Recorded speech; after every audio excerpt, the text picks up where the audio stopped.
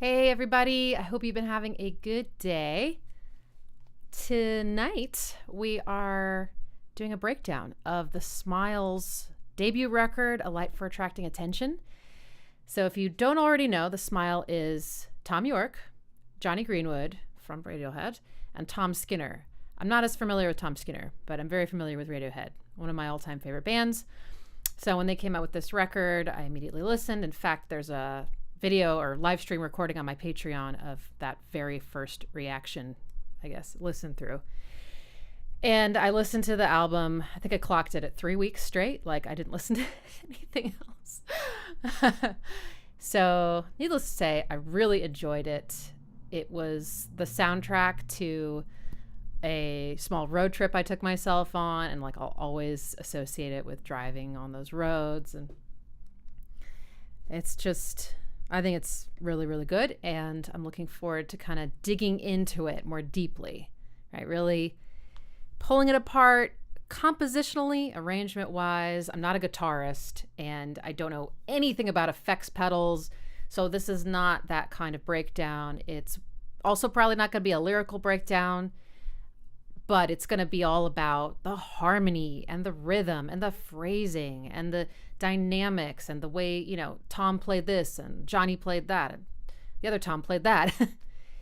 And just all my favorite parts. So I'm really, really excited. I'm going to be using the piano as the instrument to demonstrate what I'm hearing. And I was trying to get my software to show you a digital keyboard with the names of everything, but it's just not working out today. So I will just tell you what I'm playing chord-wise or interval-wise, and we'll just have a good time together.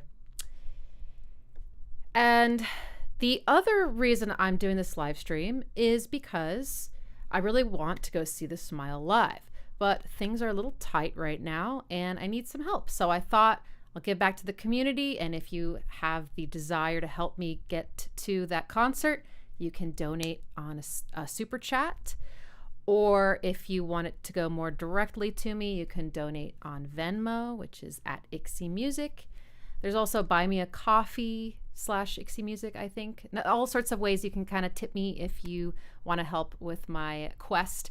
And there's even a less selfish part of this, is that there's a woman on the Smile Band fan page on Facebook who was considering not going and selling her ticket because she's feeling so anxious about going alone. I was like, well, if I go, I'll go with you. I don't want anyone to miss out because they're feeling like they, you know, it's just too overwhelming. So you'll be helping out someone else also. Yeah. How's everybody doing? Yay. There's an echo? Okay. Sorry about that. The only way I know how to stop that is to stop and start my video, but the stream will still keep going. I'll be right back. Are we back? How about now? Better? Oh, Andrew, it was your echo? Well, hey, can't hurt to restart, right? Seems to always fix things. Okay. Idiotalk. Oh, Idiotalk is a Radiohead podcast. They're amazing. Two brothers, right? So if you love Radiohead, you've got to check out that podcast. And they're good. At least one of y'all is a guitarist, right? So, and a visual artist. And anyway, it's a great podcast. Please go support them. Idiotalk. And Idiotalk asks, do I have a preference for the donations? Well, Venmo, I get 100% of the donation. On Super Chat, I get 70%. And on Buy Me a Coffee, I get 95%. So maybe Venmo will buy me a coffee. But if you want your comment to show up on the Super Chat and show your support to the community, then that's great too. It's all wonderful. Thank you. Thank you. Okay. Good. Because people are going to be like coming in, I'll probably have to repeat this a few times. So sorry in advance if you're getting sick of me saying all of this stuff, but I really want to go. Oh, and I guess I should tell you. So here's what I would need. I need to raise 170 on super chat because of how much they take from me. But the total is 136, and then I think Duncan donated 13 to me yesterday. So now it's 120. Oh God, math. So 120 something is my take-home pay that I need to see the smile. They're playing in my town, so that's great. So I don't have to travel. In fact, I think I can just walk to the venue. Yay. Okay. So enough of that. Let's start listening. So this is not going to be like a full listening party, I guess, where we listen to the entire song together and then I break it down, just because of how complex and deeply I love all this. I just don't think we're going to have enough time to do a full listen through and a breakdown. So I'm going to like play the intro, first verse, first chorus or so. Of course, sometimes they don't really have that structure because they're because they're the smile. Ooh, that made me sweat. Oopsie. But I will, play as much of it as I can, and then we'll stop and kind of go back a little bit, so it's not so jarring, right? And while I get this all ready to go, feel free to put in the chat what your favorite tracks are from this album. I can't really decide. I like all of them. I love a lot of them. And I feel like my favorites sort of switches around a little bit, depending on the day. Oh yeah, another way you can support me is join my Patreon. And then you get a bunch of perks, live streams and videos and sheet music and in progress stuff. Like today I made a video for my patrons of me figuring out exit music for a film by ear, stuff like that.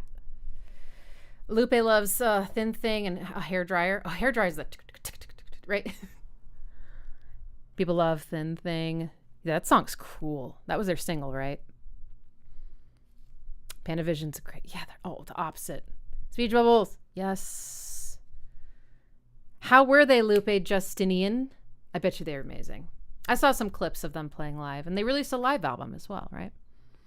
Hairdryer, Speech Bubbles. Does anybody else really like Open the Floodgates? That one just gives me the chills. I also love The Same.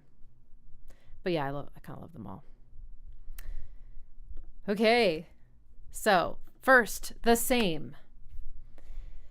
So this is the first thing we hear, right, when we listen to the album. And raise your hand. I won't be able to see you, but raise your hand if you did not know where the beat was until, I don't know, 20, 30 seconds goes by and the kick starts to fade in. So just to jog your memory, here's The Same.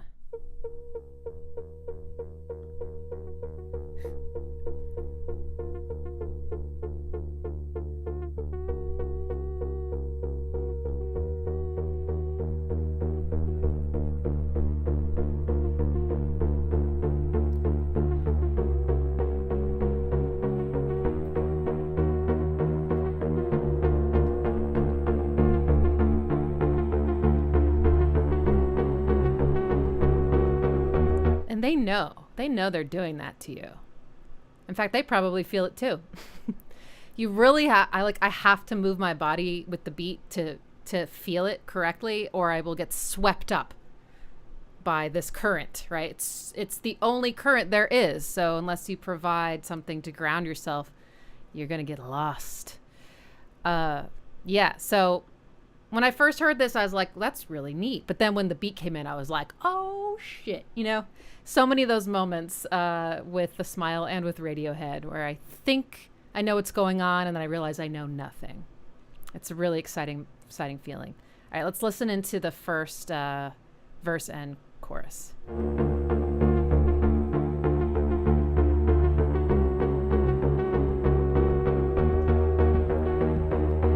hear the kick now?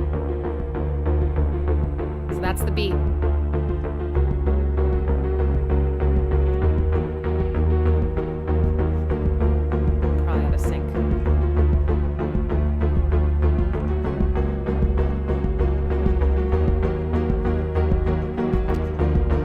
Like a synth and guitar marriage, isn't it? We don't need to fight.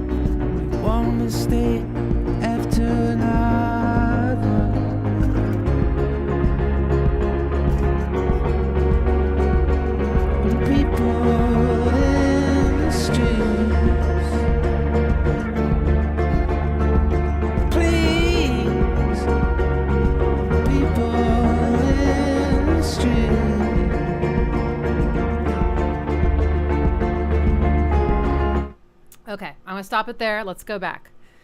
By the way, does anybody who does feel thrown off by the timing, were you questioning if this was even in 4/4? Or did you think it was like some weird time signature? If so, it's actually just in 4/4. It's just that this synth and guitar, it really feels like a salad or something. All these different like textures and the registers even, or think of the octaves. It's kind of spread out, so it's lots of different timbres. It's just on the 16th note offbeats. So you got 1, 2, 3, 4. Isn't that right? Yeah. So this is a what you call syncopation, emphasizing weak beats. Now let's figure out what's going on. These chords are so beautiful, and if you were to ask me, Nixie, what key is this in? I would say, I don't exactly know. It feels like it's shifting beneath my feet. And I love the way it's shifting, because it sort of feels like this note creeps down, but the other ones stay the same. And then this note creeps down, but those stay the same. And then maybe two move together, but that one stays the same. And a lot of like major to minor kind of creeping, stepwise creeping. So it just feels like an organism, just sort of like taking up whatever space it can find. I just watched a video of slime mold. It's more beautiful than it sounds. Figuring out the most efficient route through a bunch of like oats. And then apparently Tokyo started to repattern their subway system after that. So brilliant. So I'm imagining slime mold right now. Okay. Look it up. You won't be sorry. Okay, so first of all, I'm pretty sure this doesn't even start at the beginning of the chord progression. It just sort of like arrives. It just fades in.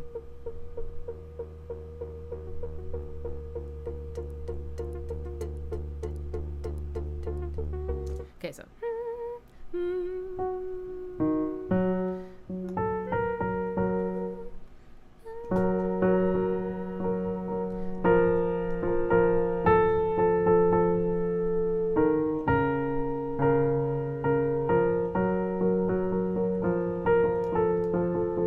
That's some of it. That's some of the mold. Da, da, da, da.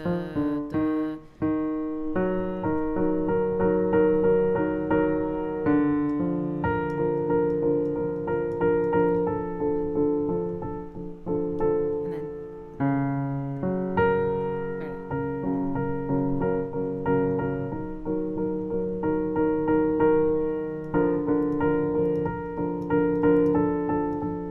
okay, so here's what I'm playing. This is F sharp major with the C sharp on the bottom and the third way up high. That's the really high dum dum dum. Okay. Then I move the C sharp to D sharp, and that makes this a D sharp minor chord. You hear how dark and kind of gloomy that sounds? But then that just resolves to, oh, how satisfying is that? One of the things that's so great about this is that top note, this A sharp, just kind of stays there, except at one point it goes flat.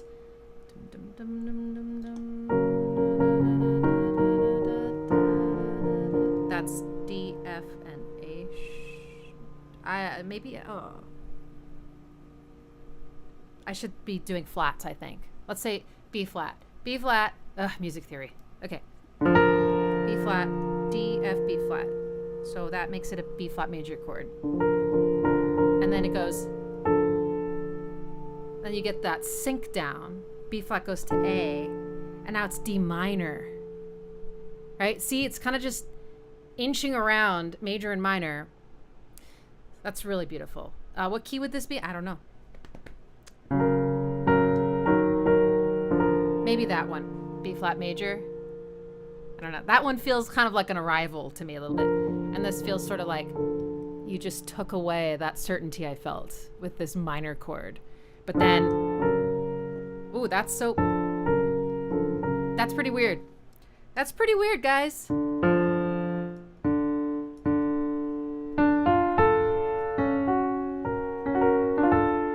Can you kind of hear that those chords just are not related? They come from different keys. It's one of the things that's so great about Radiohead is they do not stick to traditional major or minor keys. Almost never.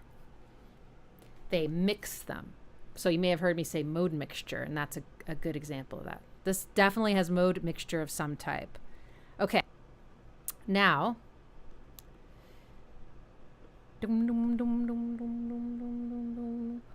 Oh my goodness. Okay, how do I say this? LMS5370. Did you just give me $50 whole? Oh my God. Thank you so much. Wow. Okay. Yes. Thank you so much. That is a huge help. Like, seriously, a huge help. Okay. Now, this repeats over and over again. Is this even? Even. 1, 2, 3, 4. Yes. Okay. So it is 4 chords. So nothing weird there. But then it changes, right? It changes for the verse. We get some new chords.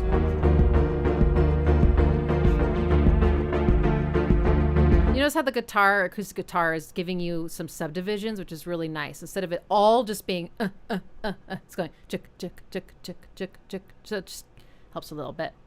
We don't need to fight. Okay. We don't need to fight. And then from memory, I think it goes minor, and then maybe major, da, da, da, da, da, right? And then da, da, da, da, da, da, sorry, da, da, da, da, da, da. I will confirm, but I think that's correct, and that is just another sort of creak, creak, creak, creak. It's, I mean, if you can just look at my fingers, I know it's like up. It's not as if you were playing it, but you can still see if I start here, no, it's here. Okay. This is implying a major chord. It's a major third. Then everything goes down together to another major third, but then this one's going to go down a half step, which makes it minor, implies a minor chord. But then this note stays, and the bottom note goes down a half step. And now, because a major third is half step bigger than a minor, by pushing the bottom note down, it makes it major kind of the other direction. And then that whole thing is carried down. Again, major style. All right, let's make sure. We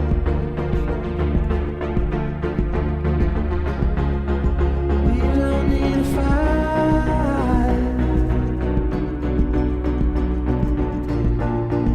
Look towards the light. Up. Wow, when it goes back up to the beginning, it doesn't feel like the beginning. It's amazing how they do that. So yeah, this just defies classical theory. Can't really analyze this in any meaningful way, in my opinion.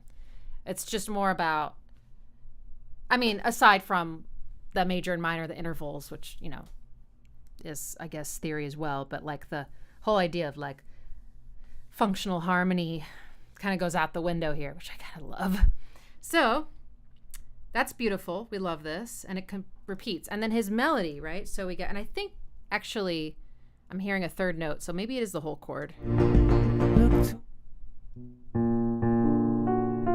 Yeah, I think it is. So I'm going to play it again. Like, we got.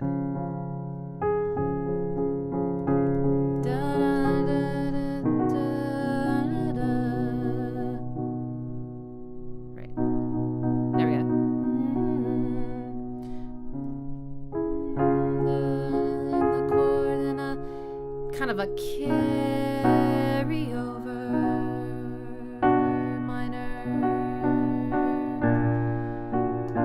Da, da, da, da. Feels like Tom, I just spit. Feels like Tom is beautifully traveling downward with the chords. It's really nice. And he's got this cool reverse reverb on his voice, which I love.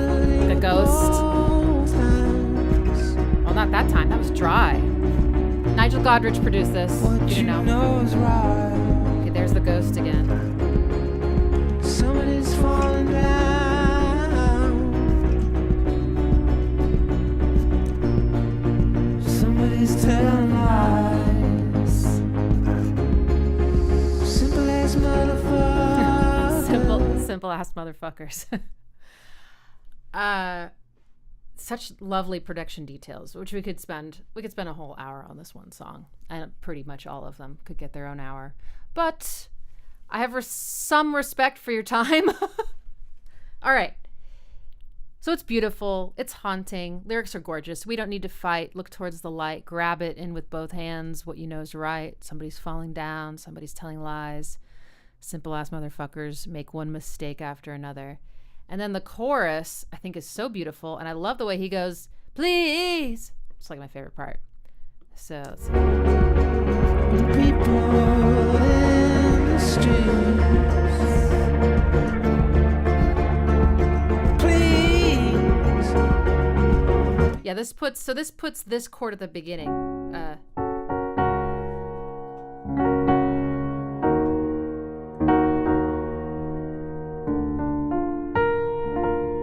This chord, okay.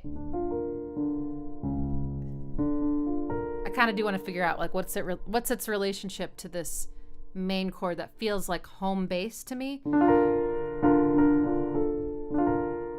Okay, so this is B flat major. Ah.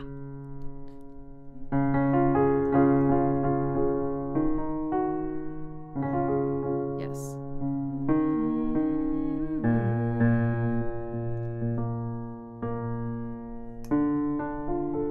Oh, it's so strange. It's so cool.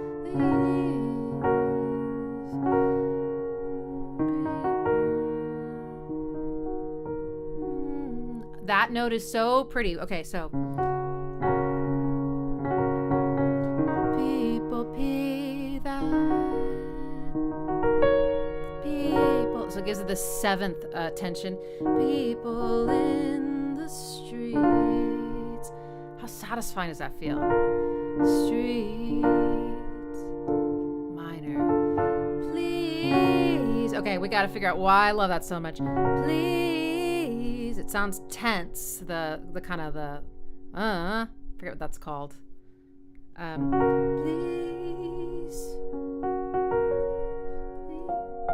Another seventh. These are tense intervals. They're dissonant. I should say they're maybe not tense to everybody, but they are dissonant. They're considered dissonant intervals, very complicated mathematical ratio. So, please. So pushing on that, then releasing to the resolution. And it has this amazing cyclical nature to it, right? It doesn't feel like you really know where it begins or ends. And this song, the only percussion in the whole song is that kick drum. Really like that. Sometimes I really just like absorbing all the harmony without that part of my brain that either wants to dance to the drums or wants to go like, whoa, what? How many of those were there? Kind of analytical. This way there's just like this pulse and I can just kind of let go and just get lost in all these beautiful harmonies in Tom's voice. It's gorgeous. So I think the song does that. There is maybe a bridge, right, where there's a little bit of a this part. They're so creative with their chord progressions.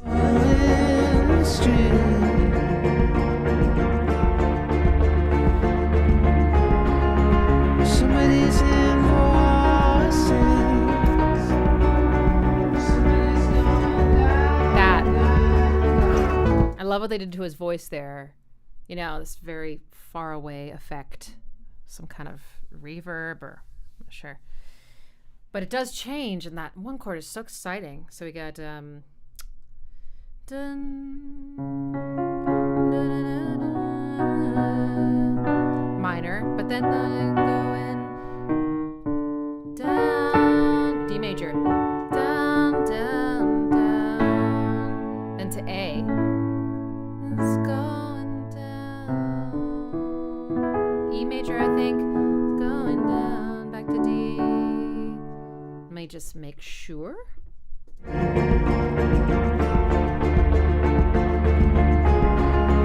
Somebody's invoices. Somebody's going down. Okay, wait. wait. That A chord, this one, so it goes minor.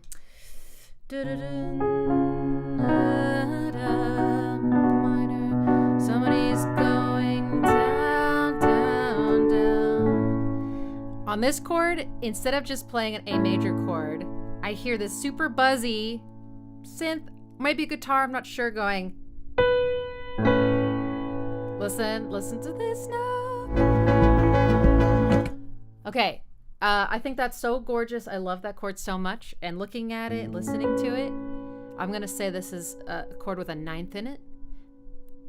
I've never heard a ninth that didn't sound good in my entire life. Put that on a t-shirt. Listen. That's a ninth. It's a spread out second. It's tense, but it's absolutely gorgeous. It carries pain, I think, in it. It carries a pulling apart, but it's also like kind of, there's something, there's an upward motion I feel often when I hear it, like you're reaching beyond the boundaries, and it just makes chords so extra exquisite. Like you take a major chord, like that's nice, and you add a ninth, and then you're like, like I'm gonna cry now, you know, like so freaking pretty. So they're not playing necessarily all the notes, but they've got the main ones. I think they might, I don't know, there's probably the fifth being played somewhere, but okay, so that's what's going on there.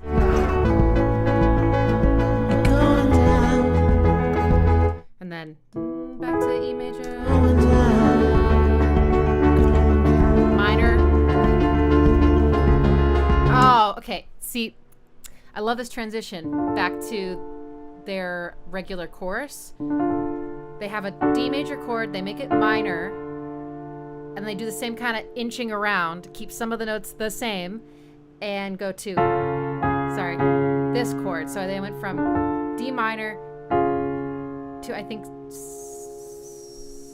wait, let me make sure I got that right. C sharp major. Yeah. And this note in the middle stayed the same. So homie, listen.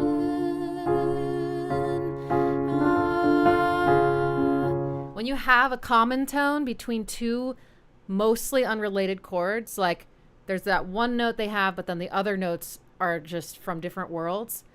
Oh man, something really emotional happens, at least for me. And I feel like a lot of people, when they're like, this part in the film score, you know, from Dune or something, why do I feel that way? I'm like, it's because of this exact thing.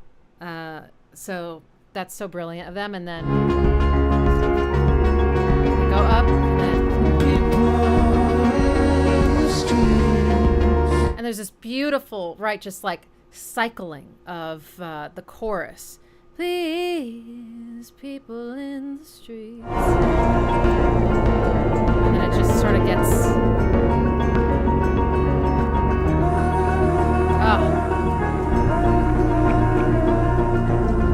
I'm in the Tom's Falsetto fan club. Anyone else? Just like an angel. Gets swallowed up.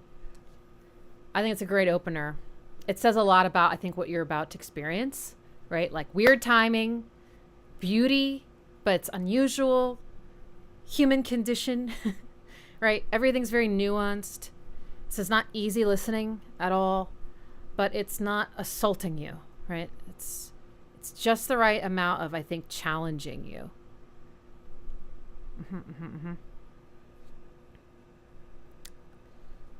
Okay. So, let's check out the opposite, which I also love. Okay.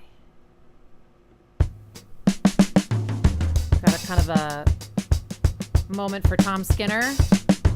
And I also didn't know right away where that downbeat was. Now I do, but it's still kind of, they're still kind of obscuring it.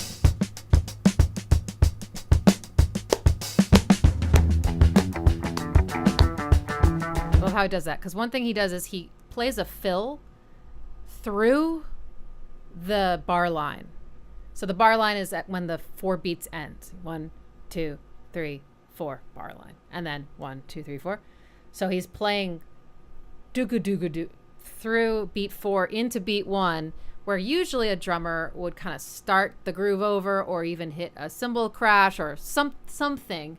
But it's like he just wipes out the bar line. So it's really interesting. Now, once the guitar comes in, then it makes a little more sense. But at first, it's pretty disorienting. I'm sorry. I forgot I was going to stop and start so much. All right, let's listen to the guitar. Daniel, the smile doesn't believe in downbeats. I think you're right about that.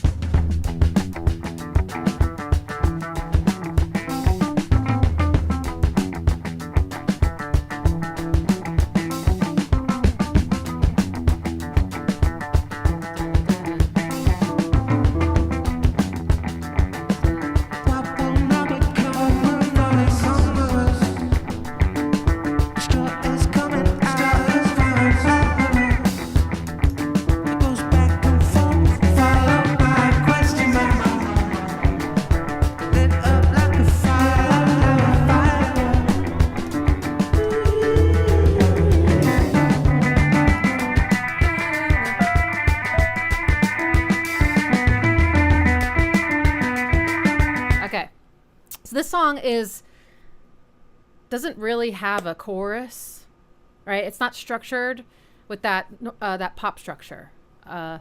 It's more about the riff that the guitar's playing, and Tom has even pulled his melody out of the guitar riff. It's like a relief on certain notes. He just kind of doubles it, and then he, maybe accentuates things a little bit, but it's my take on the composition of this is that Tom wrote the melody after the riff. He heard the riff and started riffing vocally with it, and that's how the melody came to be.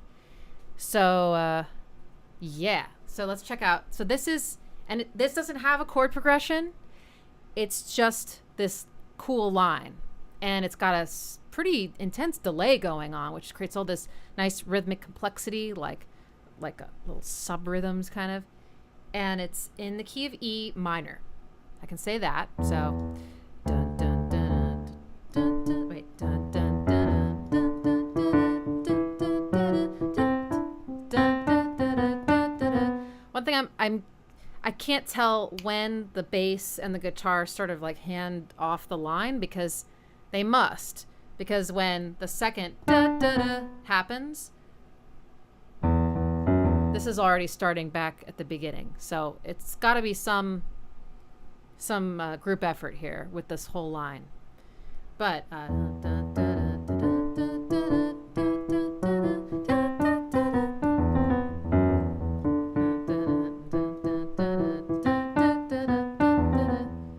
that's hard. So they're kind of skipping around the scale. All right, go dun dun da da, then dun. Dun, dun, dun, dun. These little neighbor tones. Dun, dun, dun, dun. 1, 1, 2, 1. It's flat 7. It gives it that edge. Dun, dun, dun, dun. Then dun, dun, dun, dun, which is just an octave higher than dun, dun, dun, dun. So E, F sharp, E, D, E, D, E, F sharp, E sharp. I mean E, F sharp, E. And then da, da, da, da, da, da, da, which is my favorite, C, D, C, B. And this is the flat 6, which you've heard me talk about. It's a really heavy, dramatic note. When you play a chord on top of it, it's incredible. But in the melody, it's creating a lot of moodiness and kind of a tight squeeze feeling. So da, da, da, da, da, da, da, da, da. That relationship is really potent. Da, da, da, da. Heavy, this note wants to go down here, but the note they go to before that is a very sort of unstable, tense place to be, and it sounds weird, and I love that. It's just like, I'm like, man, people do not do this kind of stuff in pop music, Da, da, da, da, da, da, da, da, da, da. The rhythm of this is really cool, right? Dun, dun, dun, dun, dun, dun, dun, dun, dun, dun, dun, dun, dun, dun, dun, dun. It's the second one that I think is super exciting, because da da da da is cool, but da da da is the same rhythm, I think, just like offset a bit. Da da da da da da da. Like if you just kept looping it, da da da da da da da da. Shit.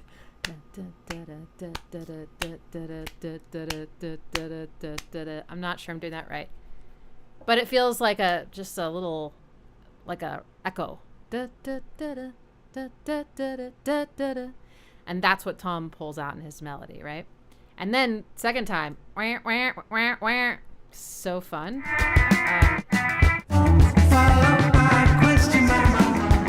Oh, isn't that production effect I love? Ma ma ma ma ma ma. Pitching down.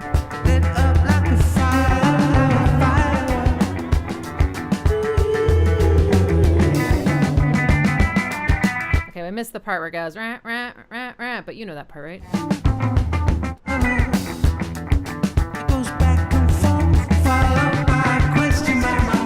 Maybe it's later in the song, but at one point he goes nah nah nah nah, and I love that. So syncopated as well.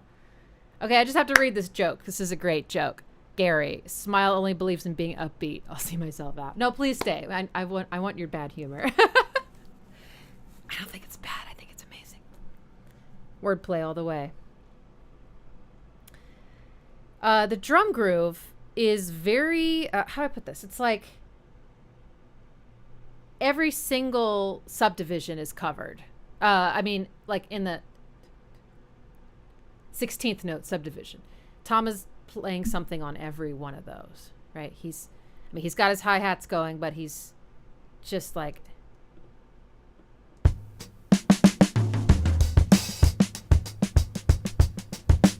lots of ghost notes and those constant tom fills. I love it because in Radiohead, the drummer's named Phil, so I get to make all these like Phil jokes, and now their drummer is named Tom, so I get to make Tom jokes. Yay! But yeah, this keeps this very kind of clicky, kind of chugging along feeling, which I think is really neat.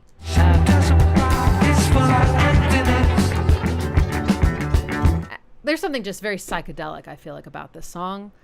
The kind of pitching up, pitching down effects.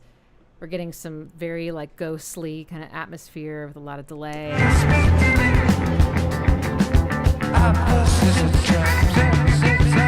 There it is. Opposites attract. Okay. It's Tom. He's singing. He's the ghost. Now this part's really interesting. So this part is very like centered around the pentatonic scale, which, if you play guitar, then that's like, those are the building blocks harmonically and melodically of a lot of rock music. I don't know the history, but I'm going to assume it comes from the blues scale. They have almost everything in common, and rock came from blues, right? So that's what I think. Maybe I'm wrong. Anyway, so it's got a very accessible feeling. Like, there's no notes in there that are like weird. It's everything sounds good, kind of piled on top of each other.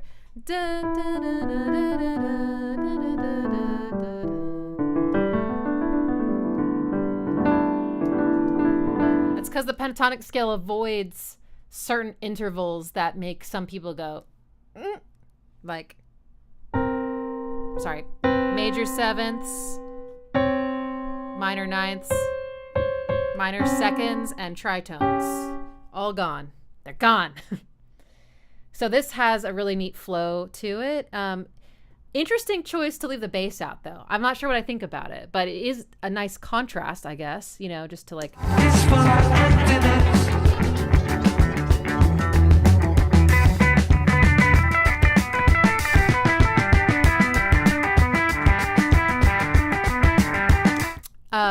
The delay is almost making this guitar line sort of having like a round with itself. Do you guys know what a round is? You like sing a complete musical idea, and then another person would sing the same idea, the same melody, but just offset by maybe a whole measure or something, and then the third person comes in, and it creates this like eternal three-part harmony of the same parts of the song, but just offset. It's really cool. So the delay is doing that, and so you can hear all the harmonies kind of stacking. But rhythmically, it's pretty interesting because it's doing a polyrhythm. So in the same amount of time that it takes to do, say, 1, 2, we're hearing 1, 2, 3. We're hearing 3 of these. Da da da da da da. Is that right? Could be wrong. I know it's a polyrhythm. I might be wrong about the type it is because there's a few different types.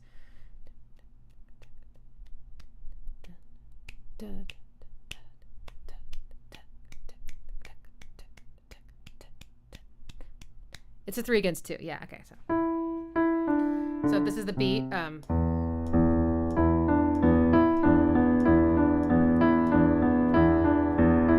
So you hear it's kind of offset, but things are lining up. They're still in a grid together. It's not like completely unrelated, just they're poly. So this kind of follows through. I mean, I'm sorry. I shouldn't stop it so much. I just love the dun dun dun dun dun dun dun. I just think that's so catchy in such a weird way. So you have Tom singing himself falsetto, adding all this atmosphere. And yeah, there's no like really break in the drums, right? He's kind of on a loop, Tom Skinner is. So it's got a very consistent foundation to it.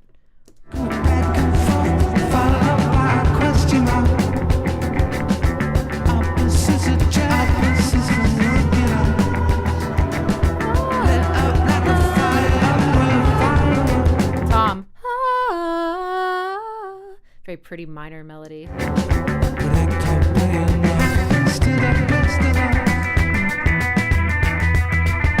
See, this time with the da-na-na-na, the bass sticks around. And, dude, that sounds good.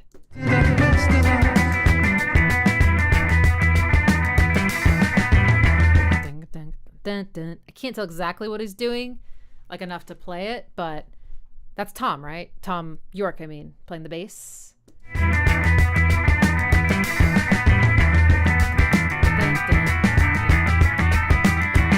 Okay, this went off a track a little bit. This is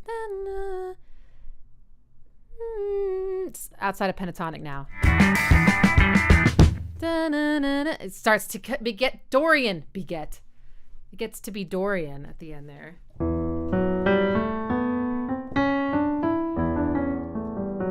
Which sounds like psychedelic rock to me. Cool. All right, next up is You Will Never Work in Television Again. This one's a little bit more punky, I guess. It's not as melodic. It's more just like about delivering the message, I'd say, in the most effective way possible. It's got this kind of chuggy contrast with the drums and the guitar, right?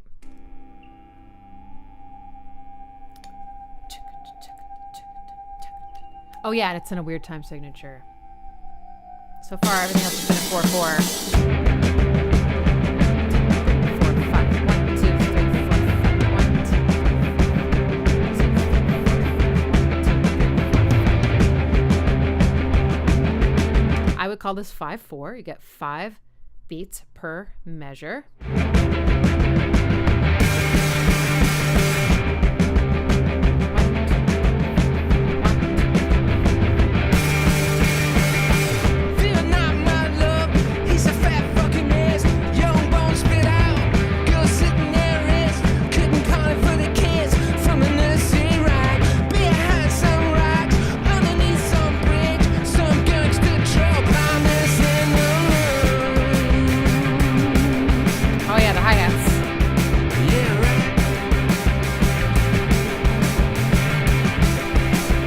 I like what's going on with the rhythm section because you got these 5 beats. You got a kick on every beat, but then there's a strong emphasis on some syncopated rhythm. Da da da da da da da da da da da da da da. 1 2 1 2 3 1 2 da da. Yeah, I like that. I like that bounce. See, the thing about syncopation is syncopation doesn't mean anything unless you have a beat to hear the offbeats against. So This is really kind of hitting all, checking all those boxes. And the hi-hats are doing the accent pattern too, right?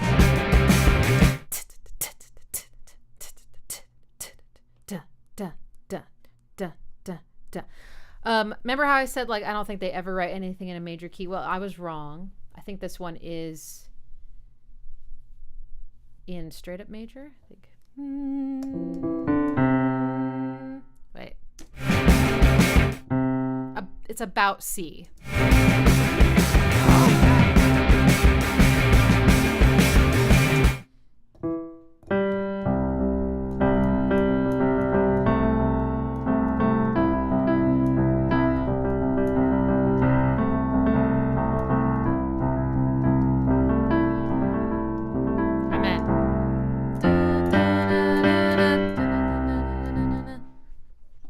Much more straightforward harmonically.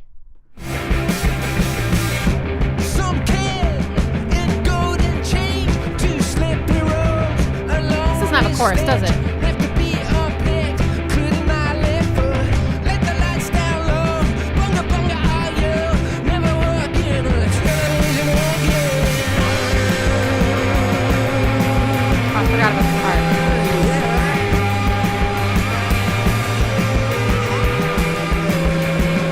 Okay, what's that instrument? Is that a saxophone? It feels like it's going outside the major boundary.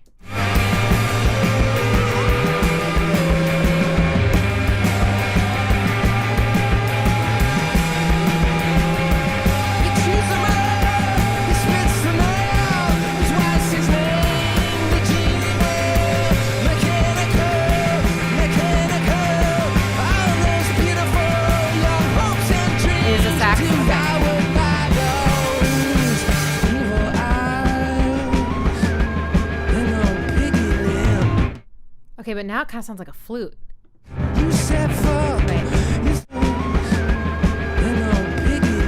Oh, maybe there's a sax and a flute or something. I'm definitely hearing a flute now. Do you guys hear that? Like a silver flute, maybe? Maybe it's processed in some way. That's so fun, though. I love it when you can't really tell. You're like, oh, it's familiar, but not obvious. Thank you. Here there are rainbows. My patron, you're so sweet. Thank you. All right, see you. Recorder. That's it. Sorry. Yes. Recorder. It's a recorder. You got it, Ben. Thank you. Yeah.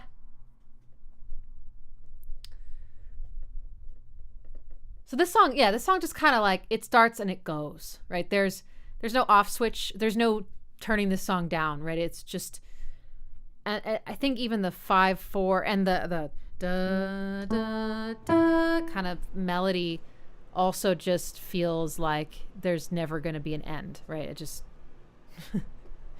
it's a shorter song though. You throw small change, take your dirty hands off my love.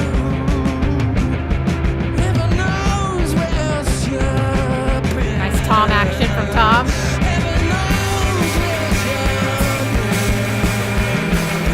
Heaven knows where else you've been. Somehow Radiohead can make major sound cool. You know, like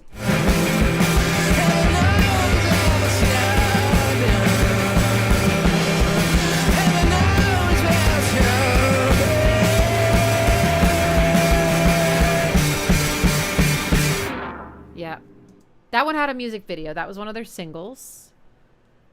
I have a feeling like that one, like I'll say, if you don't already know, I can be sort of like, I often will think of the lyrics like later, like they're not the most important thing to me.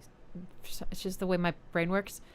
But that one, I feel like you're not really going to get the song as well unless you know what it's about. You know, it really feels like a strong vehicle for the message, even more than the other ones. But that's just my opinion.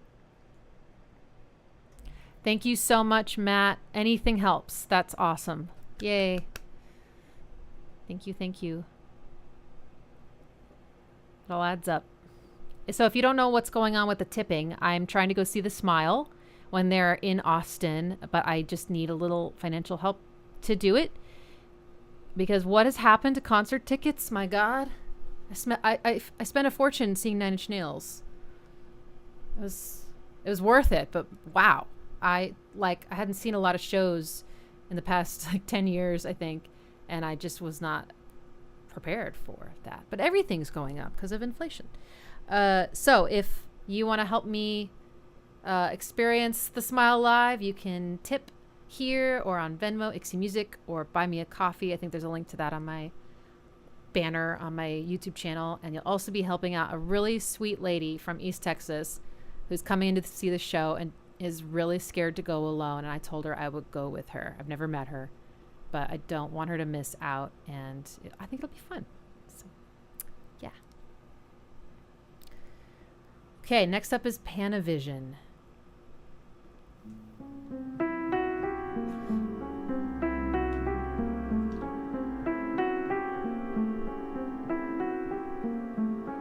Eyes were open wide,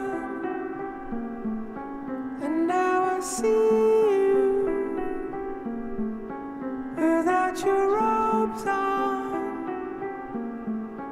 without your crown.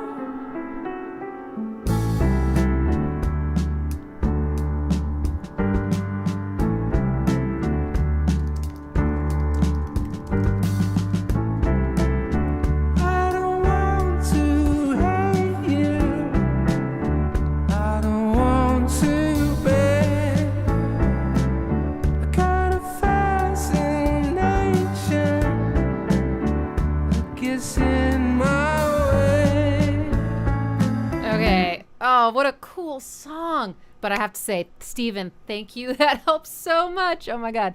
Okay, I'm bad with math. But we're definitely over 50% there. And that's amazing. Can I do this math? Yeah. I'm going to guess 60%, maybe 70. That is super generous. Thank you. Thank you. I mean, I feel pretty confident that, yes, I'm going to be able to do it. So thanks to just the 4 of you and Duncan from yesterday, I think we are going to make this happen. Yay. Okay. Pano-Vision is so beautiful and weird. You know, it's like when I first heard that piano line, I was like, wait. And there are all sorts of things going on that are unusual. First of all, this is not in 4/4, at least not this part. Sorry, it does go into 4/4 at some point. But this part at least doesn't feel like 4/4 to me. Maybe it's one of those like pyramid song situations where it really is in 4/4, but it really doesn't feel like it. But the scale also is all sorts of wonky. It reminds me of like a snake. Like if I had to give this scale a name, it'd be snake. It's just like... Okay.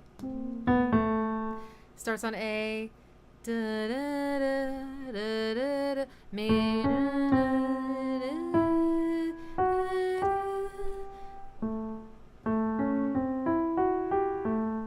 that all the notes? Am I skipping one? Am I making up one?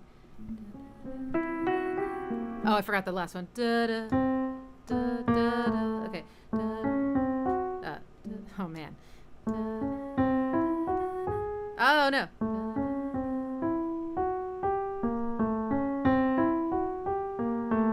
Oh man, okay.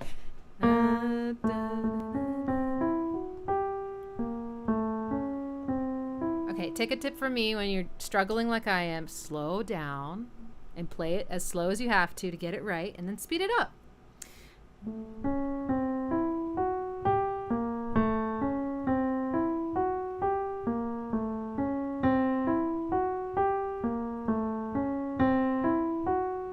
Play this yourself, here are the notes. Hopefully the stream won't get blocked and you can come back and check them out.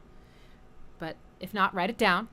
A, C sharp, C, E, F sharp, G, B flat. A, C sharp, C, E, F sharp, G, B flat. So how many is that?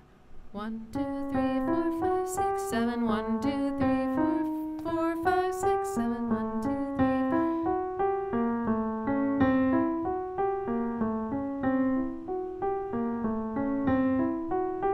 My guess is Tom was improvising on the keyboard and came up with this sequence of notes and then decided to make it like a melody, right? And kind of loop it. Once you repeat something, you make it real. And then, therefore, the song is in 7/8. 1, 2, 3, 4, 5, 6, 7. 1, 2, 3, 4, 5, 6, 7. Now, 7/8 is an odd time signature that has some kind of more commonly used grouping patterns. By grouping, I mean if you take all those 7 notes and you just group them into 2s and 3s, it's way more human sounding. Like 1, 2, 3, 4, 5, 6, 7 doesn't really sound human. But if there's a little bit of a emphasis on, you know, every 2 or 3 or something, you'll feel it. So I don't know if I feel that here. Maybe that's why I feel so lost. 1, 2, 1, 2, 5. It's almost like 1, 2, 1, 2, 3, 4, 5, 1, 2, or like 1, 2, 1, 2, 1, 2, 1, 2, 3, 4, 1, 1, 2, 1, 2. Oh, that's weird. 1, 2, 1, 2, 3, 4, 1, 1, 2, 1. But that's how it feels. It feels like that da da is just kind of on its own, like N7. That's fun. And somehow, I remember hearing this and going, okay, how is Tom going to write a melody to this? And of course, he comes up with something so beautiful.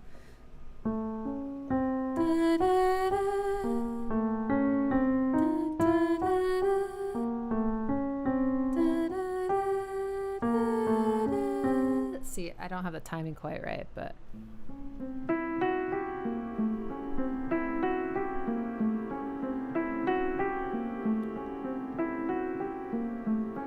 My eyes are open wide. My eyes are open wide.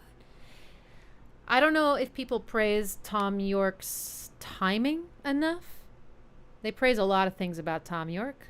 He's probably super sick of it by now. But I just got to give it to him for having really incredible timing. You know, because he's playing this, he's singing to it. I'm like, that sounds really hard. That sounds really difficult. You know, he's singing a Pyramid Song. I learned how to play Pyramid Song and sing to it, and it was hard. It's not like just like, you know, chords and you're like, I'm just singing along. It's like, oh my gosh. So, wait, I already forgot. Eyes are open wide. My eyes are open wide. So he's going. He's singing along with the piano at the top, and he stays up there while he kind of all sorts of interesting tension there. It's very pretty. And now I see you. And now I see you. I don't even know what part of the melody he starts on. And then okay, right, same thing. And then I see you. All right, let's get even nerdier for a second, because this is such a gorgeous, weird wash, and I'm trying to figure out. So if I make this a scale.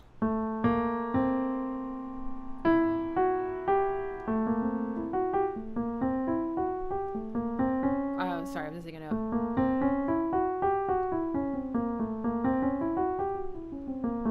I have no idea if that has a name or if he just made that up.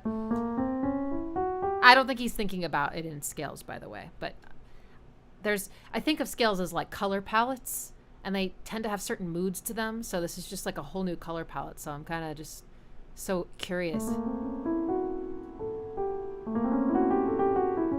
Like why it sounds so dreamy, but also why he can hold out this note and it sounds good with everything.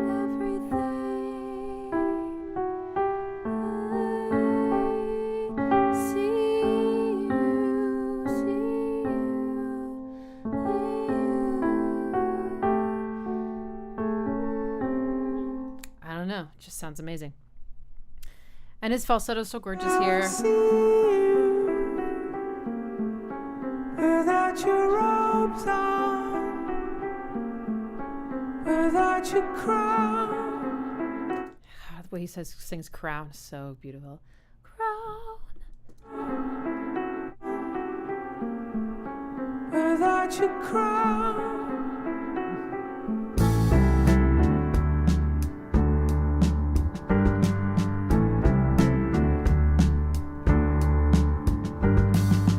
Ooh, I just looked at the time.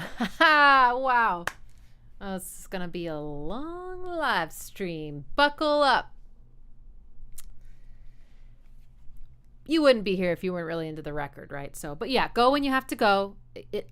I'm pretty sure it will remain up forever. If not, I'll edit it down and re-upload it, okay? So don't worry. Okay, so this chord progression I'm a huge fan of, and the accent patterns. Da da da da da da da. Because it feels like 4/4 for a second. 4/4 for a second. Da da da da da da da. But then at the end something happens. Let's figure out the chords though.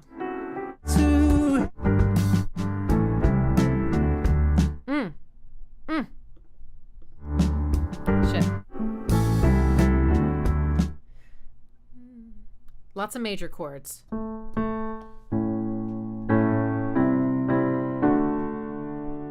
Not voicing it correctly yet, but I think those are the 3 chords at the beginning.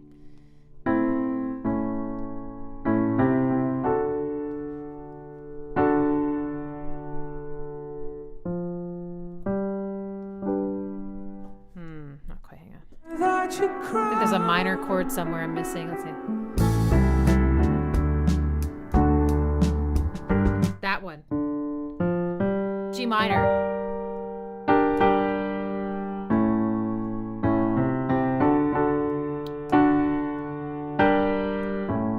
Okay, now I want to figure out exactly how they're voicing it. Oh, sorry. This is A major to C major to D major. Then it goes to G minor. And the rhythmic emphasis is so juicy. 1, 2, 3, 4. 1, 2, 3, 4. 1, 2, 3, 1. 1, 2, 3, 4. 1, 2, 3. It's still in 7. You can count it as 7/4. You can count it as 7/8. Still in 7, but it feels like you get into a 4/4 groove for a bit, or at least does to me. Maybe not. 1, 1, 1, 1, 2, 1. Ooh. Can I offer you some jazz? 1, 2, 3, 4, 5, 6, 7. 1, 2, 3, 4, 5, 6, 7. 1. I can't count it like that, but yeah. Da da da da da. Syncopation. Syncopation. Turty says, I wonder what jazz specifically inspired this record. Oh yeah, because I was reading that Bitches Brew, Miles Davis, inspired Subterranean Homesick Alien, right? Was that the song? They definitely have jazz fluence. Okay. Da da da da da da. I think this is just pretty brilliant. Love this part. And Robes on, without your crown. sorry.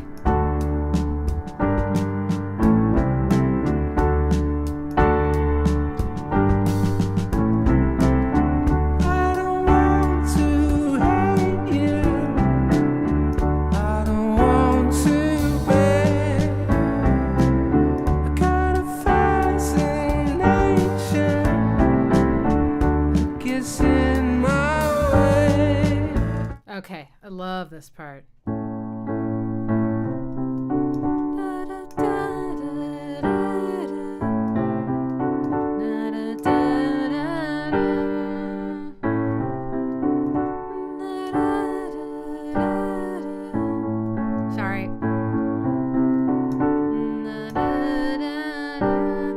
how he kind of gets a little bit bluesy at the end with his delivery. So now we're in, we're still in A.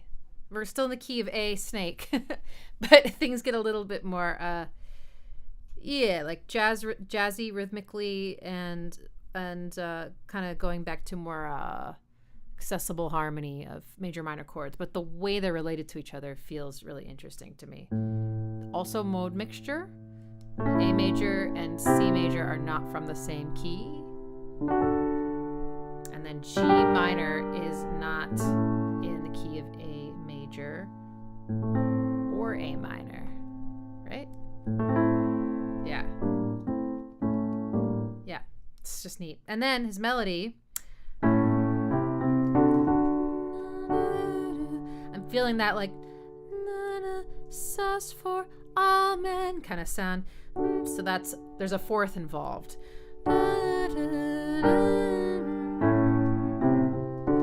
And then he gets real edgy.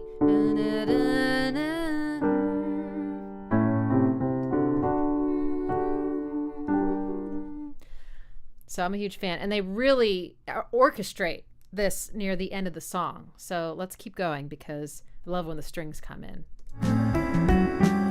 Okay, now we got.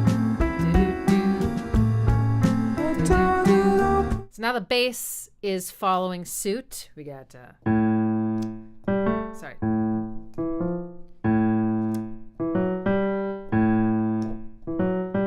With the da da da. I love that.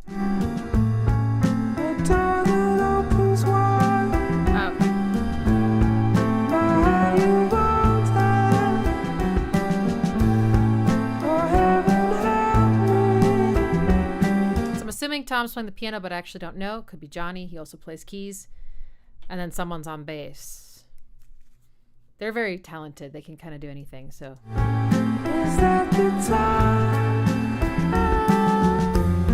All right.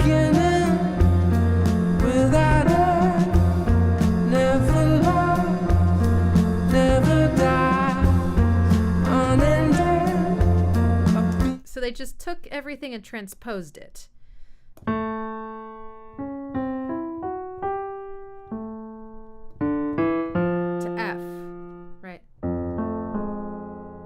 Am I wrong? Wait, hang on here.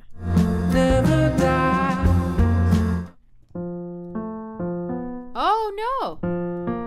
It's different. Huh.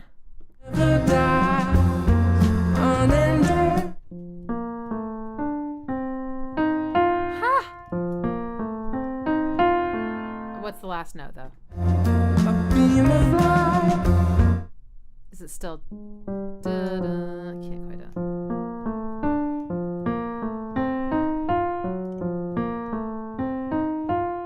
And then, so it's different this time. F, B flat, A, C, E flat, F, and then I think it's G flat at the end, but I'll listen to it again. And, but similarly, this pattern persists, right? Sounds so similar, you can tell, but also Tom is singing just those upper notes.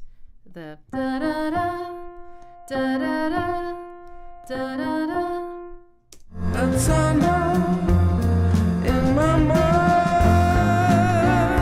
I love that note he sings, the way he sings it.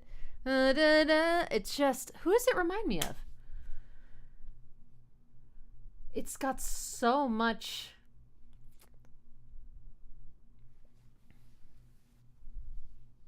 I don't know. I don't know. Maybe you can help me put this into words.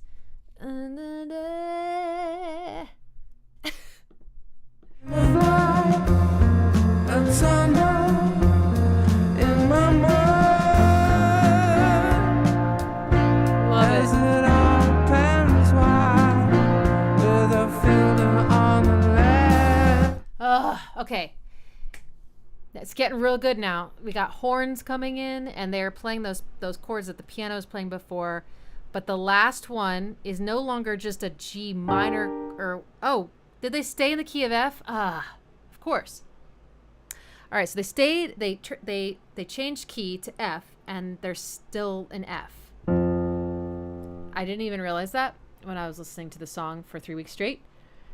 So they went to key of F, and now the last chord sounds like a sus chord, which doesn't sound major or minor. It has this beautiful edge to it, and I have to figure out what it is. That's enough in my mind.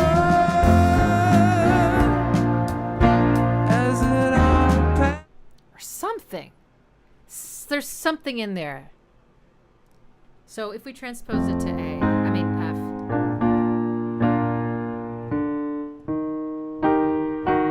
Okay, so it would be E flat minor if we did the same chord as before, but I think it's different.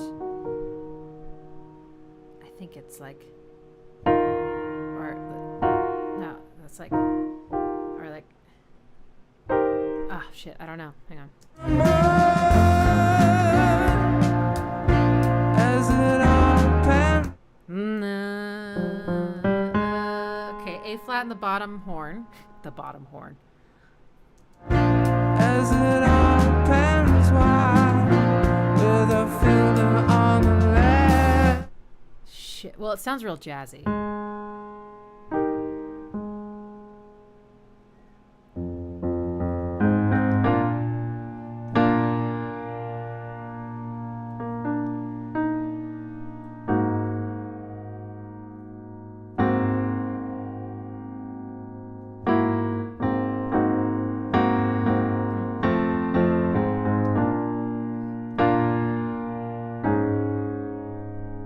Okay, something around this area.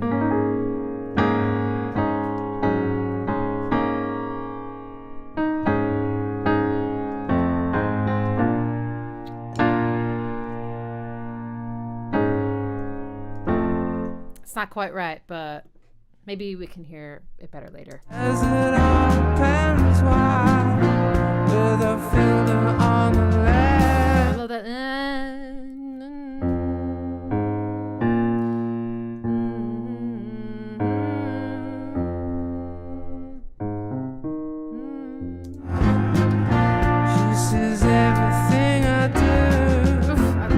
Gets me. She sees everything I do.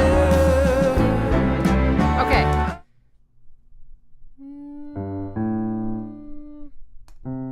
Right back to A. Without my shoes on. We are. Back to that G minor chord. Okay. But the horns come along this time. Drums are getting a lot more interesting. I'm dancing for pennies. I'm standing straight ahead. Oh my god, I love that note.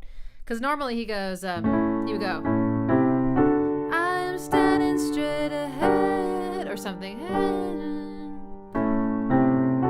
am standing straight ahead. It's so bluesy when he goes back down to the A major because he's singing a minor against it. I'm standing straight ahead. Okay, Tom Skinner. I feel that it's all. It's gonna. Okay, he's doing a really fun thing. I bet you had a lot of fun with this. He's just hitting the ride cymbal, but he's doing an interesting polyrhythm or something. So even though things are still in 7/8, he is playing the ride as if we're in 4/4 basically, and it does line back up after a little while. So here has I'm dancing for pennies. I'm standing straight ahead. 5, 6, 7, 1, 2, 3, 4, 5, 6, 7, 1, 3, 4, 5, 6, 7, 1, 2, 3, 4, 5, 6, 7, 1. It's gonna break. It's so great. It's like it holds me in its skin. Didn't they really make you feel like you're about to get like a big, like the music was about to come back in right there, and then Tom just goes, hey, or hey. It holds me in its skin. Love that. They just leave you. Okay. Okay, strings. It's because Oh, right. Okay. Brilliant arrangement. What I like about this arrangement is that, the vocal melody is picking out the upper portions of this, strange sequential melody, the 7-note melody. But right now what's happening is the strings, the lower strings, are picking out the lower parts. It's just so great. And this lower melody is slightly different when we transpose down to F. So they're going.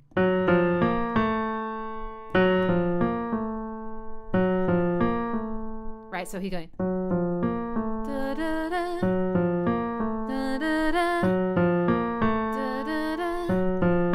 da, da, da. So it's a kind of a neat call and response between the bass and Tom York's voice and the strings with the piano.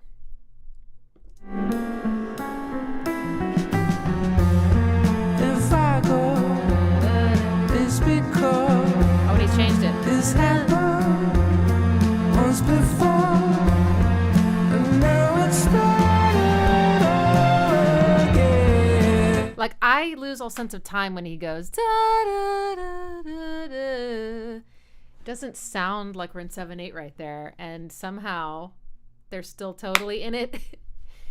The strings go along with Tom, harmonizing with him. He's super syncopated. Even though it doesn't sound like it. Now it's started again.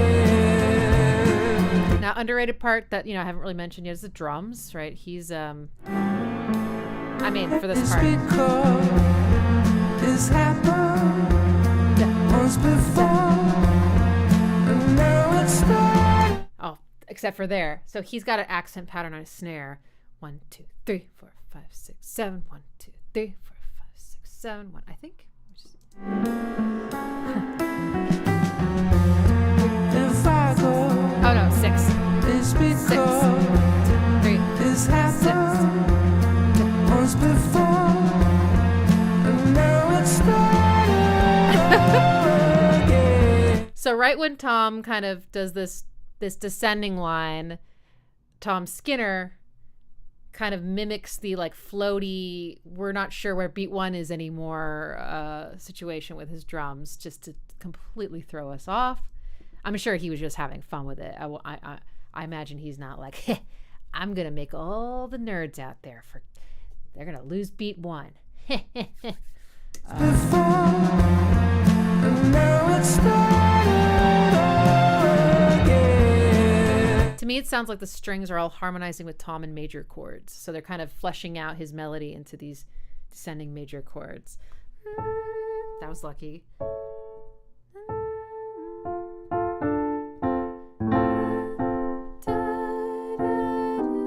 Sorry.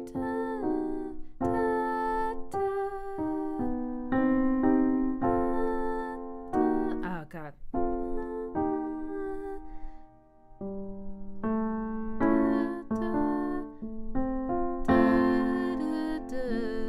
Yeah. Oopsie. All right, I was saying I'm going to give up on this one.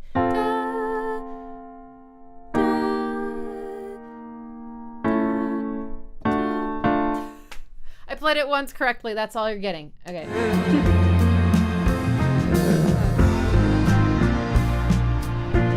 As it all pans Oh, that last chord.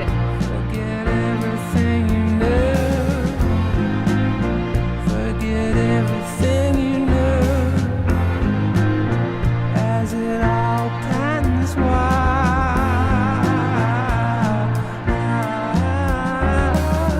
Oh, gorgeous ad-libbing by Tom.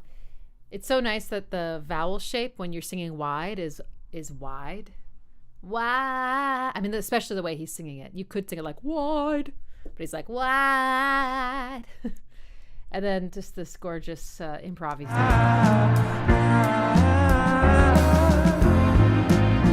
Like a newborn child. Like a newborn child. Like a newborn child.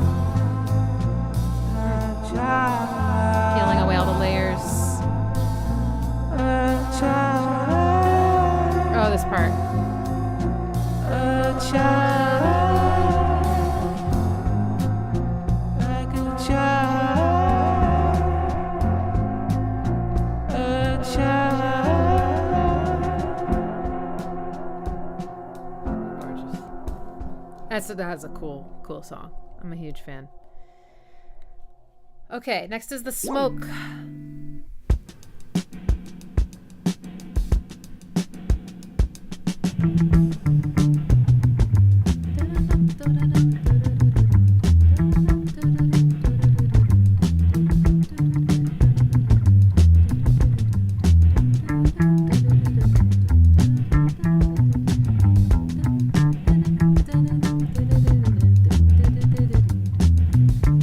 Okay.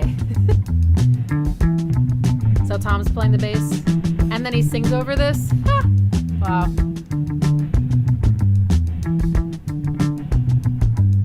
Anyone hear that really like latent drum delay? Like the snare maybe? It's like sounds like a trash can way in the distance. It's really strange. I love it. It's like a small touch, but it's like the drums are super dry sounding, really immediate sounding, and then you got this like incredibly far away trash can. So it gives it this almost like false sense of intimacy. There's actually so much more back there. And then this bass line, another very like riff based song. When I first heard this bass line, I was like, okay, I know what's going on. Then I was like, I don't know what's going on anymore. Once the whole song kicks in, it really does even out. It's just in 4/4. It's just similar to how in the opposite, you have the da da da da da da da. There's like this figure that gets repeated, but in a different place in the measure rhythmically. It's kind of like emphasizing the wrong syllable, right? It's the same word, same letters, but just like different placement, which totally changes how it feels. So there's a lot of repeating figures kind of one after the other that start in different places. So do, E, do, do, do, do, do. Oh shit. Ah.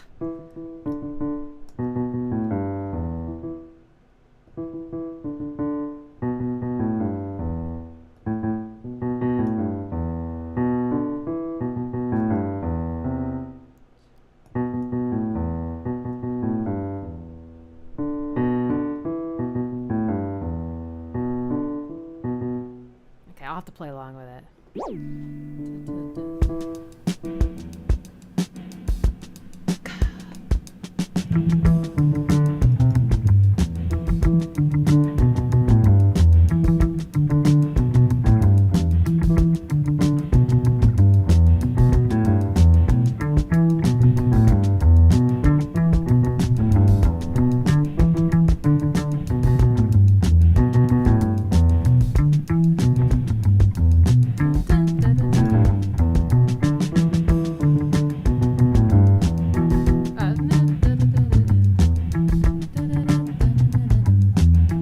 This is all pentatonic. Did I mention that? Going down the pentatonic scale. Then going.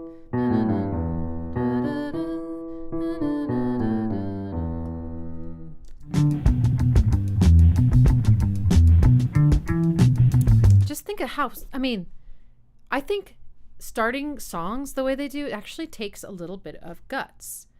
Because they are trusting that you're not going to get bored and switch the radio station, so to speak. Does anyone listen to the radio anymore?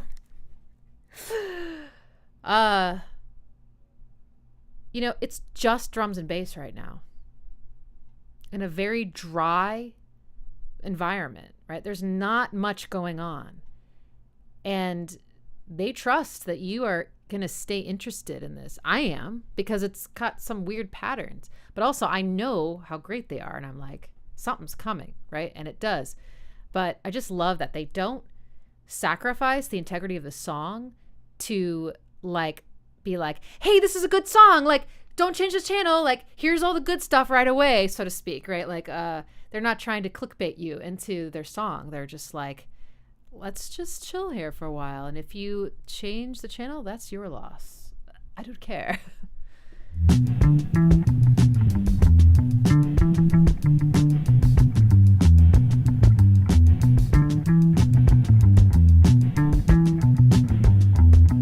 Easy, easy, it begs me while I'm sleeping.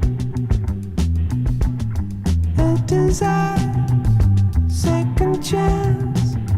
I have set myself on fire.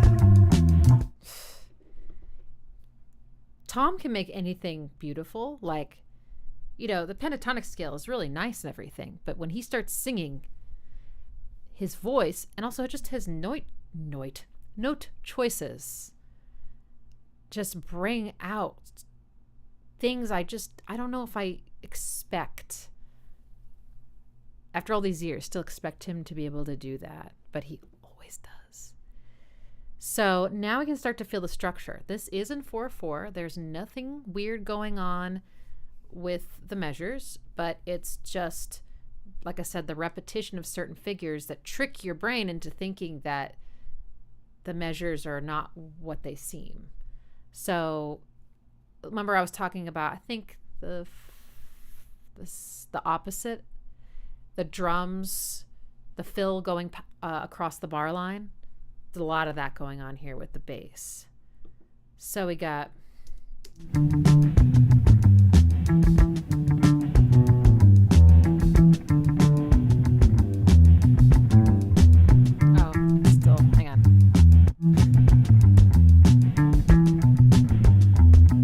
Easy, 2, 3, 4. 1, 2, 3, 4. 1, 2, 3, 4. 1, 2, 3, 4. 1, 2, 3, 4. 1, 2, 3, 4. 1, 2, 3, 4. 1, 2, 3, 4.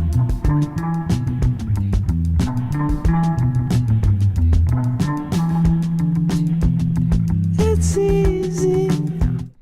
Maybe they dropped a measure right there. Let's see. So let's look at this melody. Why it's so freaking pretty. Okay, so Easy, easy, easy.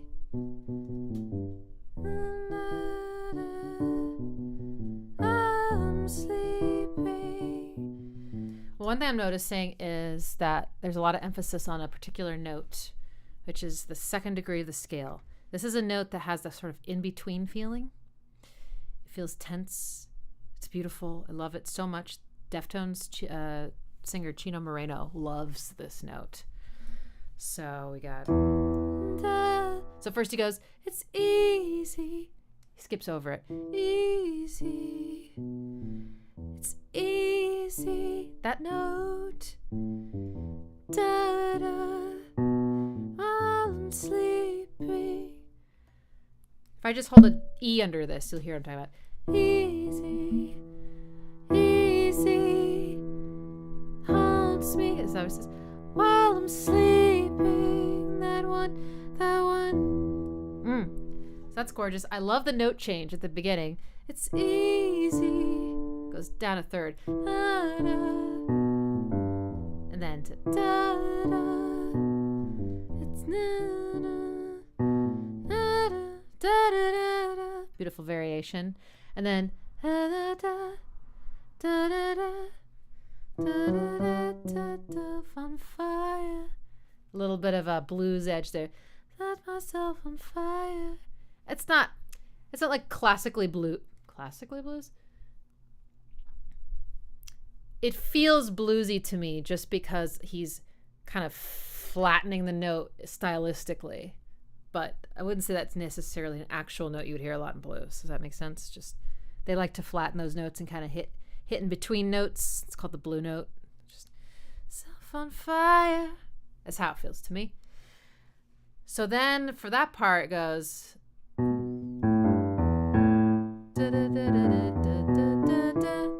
that's the figure. And then they just repeat it 3 times, I think. But this figure doesn't end after any sort of normal amount of time. So it's like 1, 2, 3, 4. It's like 3.5 beats long or something. So when he repeats it right away, it starts offset and then it's offset again. Okay. Oh, thank you. How do I say your name? Kodab? Thank you so much. That is really awesome. Very generous. Thank you. Yay. Okay, so and you said wanted support from before. Thank you. It's okay.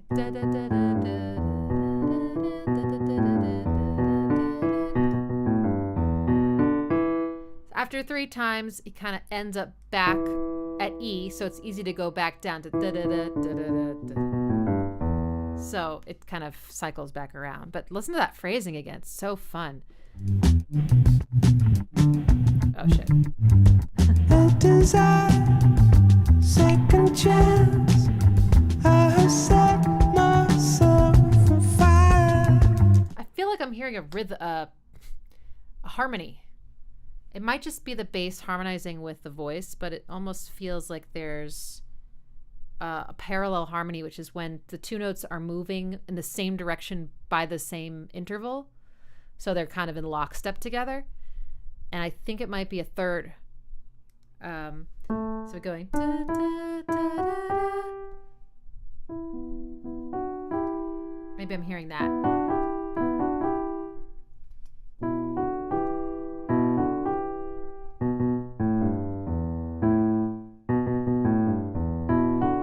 Ah, yes. Okay, well, I was a little bit wrong. It's not completely parallel harmony, but it's both moving in the same direction.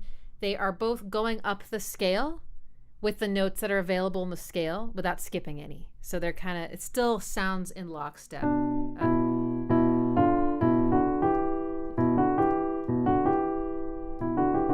See? Da-da-da. Oh, I love that.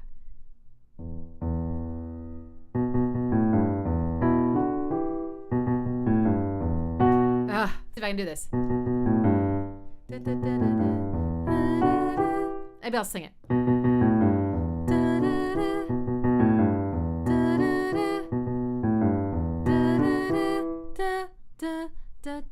Yeah, yeah. Oh, so pretty.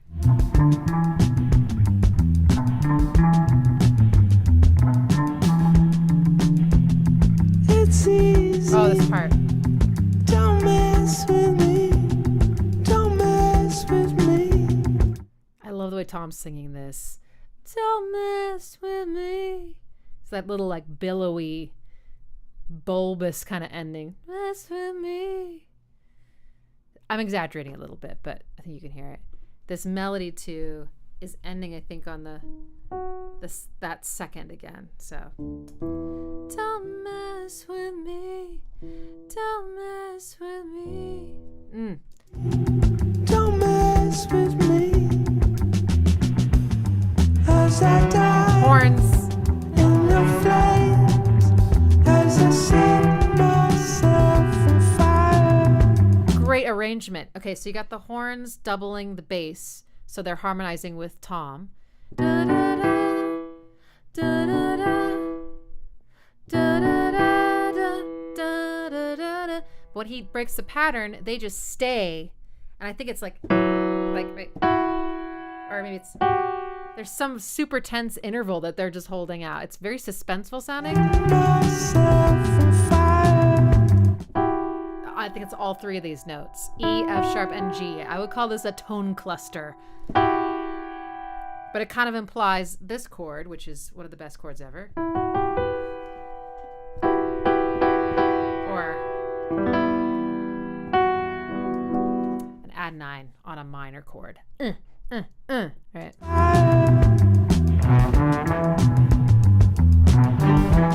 don't think I realized how many horns were in this. I mean, I heard them, but I just didn't think about it. Like, oh, those are horns. Okay.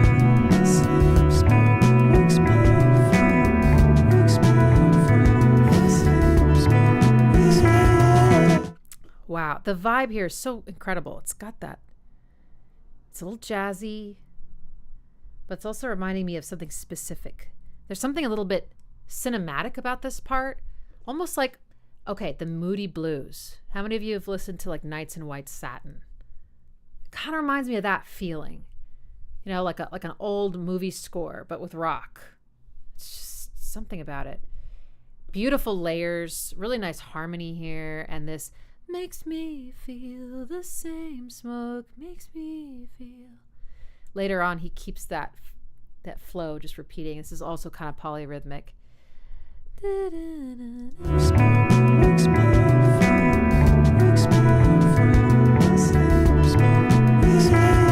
And it's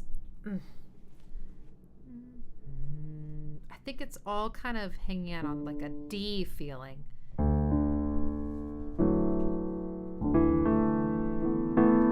Makes me feel the same smoke, but with a sixth and some other jazzy things thrown in. Makes me feel the same smoke, makes me feel the same smoke. No, sorry, I meant to do maybe that. And then it goes. There's something very warm about this section, right? It all gets really smooth, all the layers, and then it kind of dries up, right? Flutes. No. Definitely some sax. Is there a flute in there?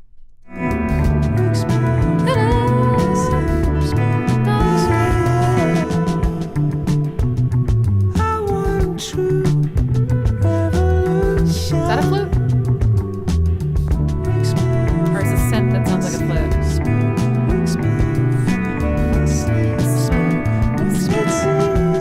Why is it so pretty?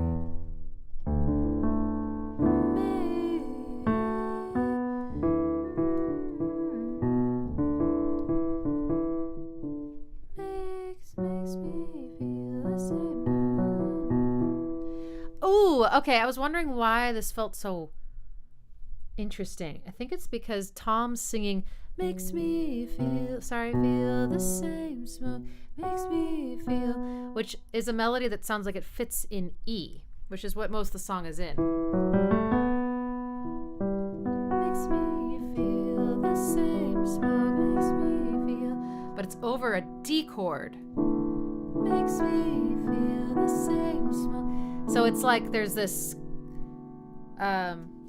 like two people passing by each other like, what? I don't know. Makes me feel the same. It's mysterious. It doesn't feel quite right, you know? I love that sound. And then to leave me, you should give yourself another chance. Beautiful. Gorgeous variation, and a horn follows him up. I don't know if it's sax or a French horn or a trumpet, some brass. Actually, saxophone is a woodwind. I always forget about that. It is made of metal, though. You should give yourself another chance. Going up the scale. Let go of our troubles into our caress. So much space.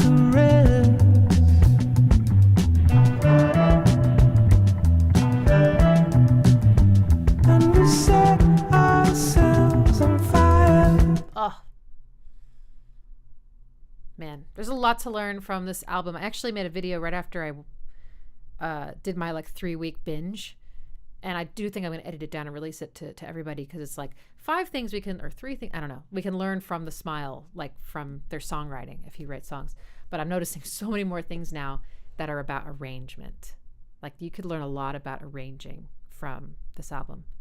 And I mean, I know Johnny Greenwood is a particularly great arranger, so I'm not surprised. But I love, we hear the da-da-da and the horns without the vocal. So that's just like a lovely callback. Or sorry. Da-da-da. And then this time, set ourselves on fire, is harmonized by the horn instead of that just sort of tense, like, now it goes, set ourselves on fire. Like, just so great. We set ourselves. Set ourselves on fire. Is this the part that goes? I love that. These layers.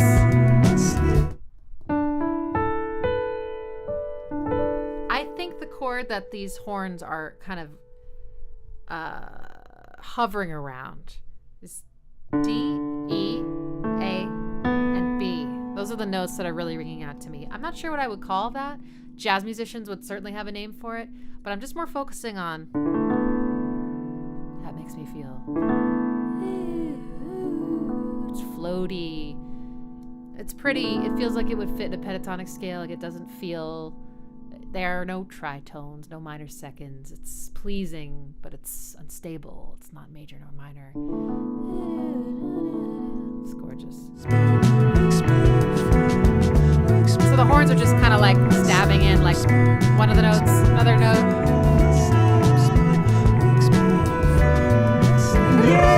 Is that a clarinet? There might be a clarinet involved here. It's probably sax, sorry. I think it's a sax. And then, just as it began, it ends. So this has got that perfect bookend. Guitar doubling.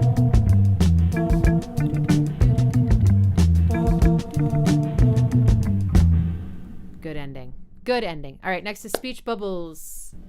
We're halfway through. No, we're not quite.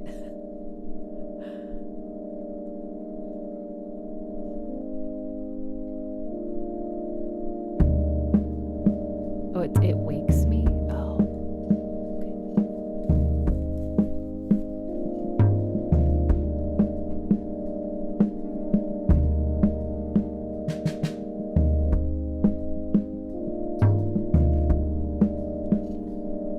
We run for years.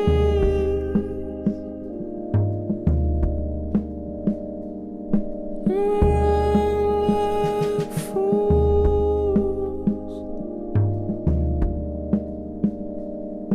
Our city's aflame. The bells ringing.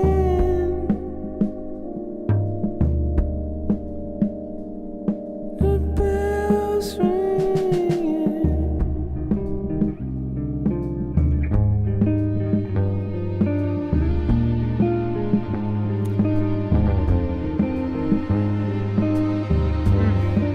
The way this like swells open.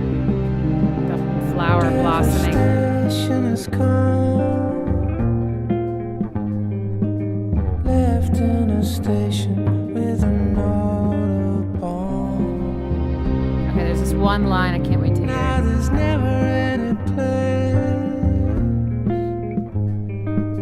Never any place to put my feet back down. Strings. No, there's never anywhere. Seen us roll away, lots are taken down. On a newspaper stand, any feeble branch to put Oh. my weight upon. Sorry. Well, I The note changes for that last one is just exquisite. This one's so beautiful. Does anyone else get like In Rainbows feelings from this one? I don't know. So the guitar, something about the guitar and the chords, and even the little bit of the way it's syncopated. Maybe I'm thinking of something from A Moon-Shaped Pool. Even I'm not sure, but it does remind me of Radiohead. But Tom Skinner's drums are really neat here. He's being pretty creative, kind of jazzy. I think, not a jazz drummer, but I just feel like there's brushes involved here, you know. And the way he's like hitting the tom, like doo-doo. Maybe it's almost like a little Latin American, slightly. I don't know. Doo-doo. Doo-doo. I don't know. Okay, let's check out what's going on. So first, beautiful chords. Feels very reverent. That was lucky.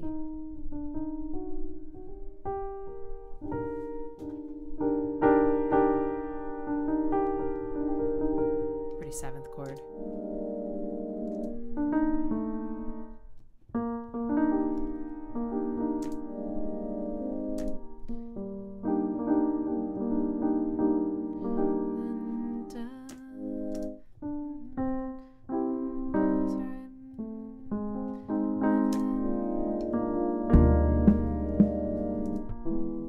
Sorry. Wow. Okay. What's it doing? It was A flat, B flat, and then E flat major. This first part's kind of a cycling of A flat major, B flat major, and E flat major, but with a very clear this note seventh. It's very pretty.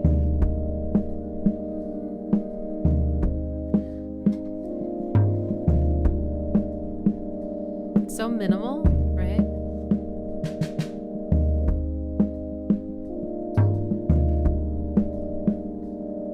We run for the hills. We run like fools. So floaty. Our city's aflame. That feels tense. The bells ringing.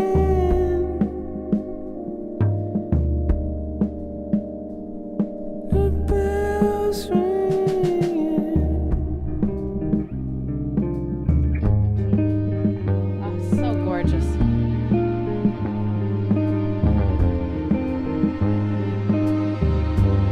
My cat showed up or woke up.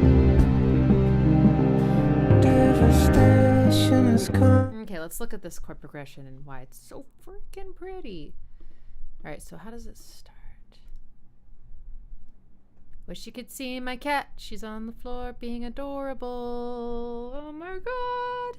Giving her a belly rub with my foot. Multitasking. The bells ringing.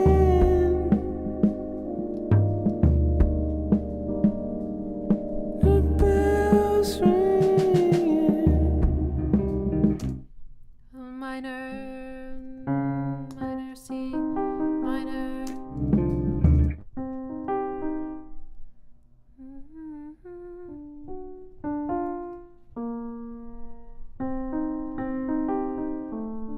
I thought I heard like a kind of sour note. Oh. Sorry, it's lower. Oh, so pretty. C minor. I don't know. It's C, D, F.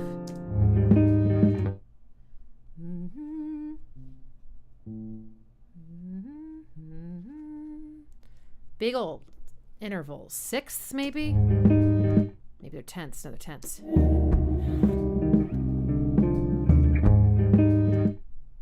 Dum.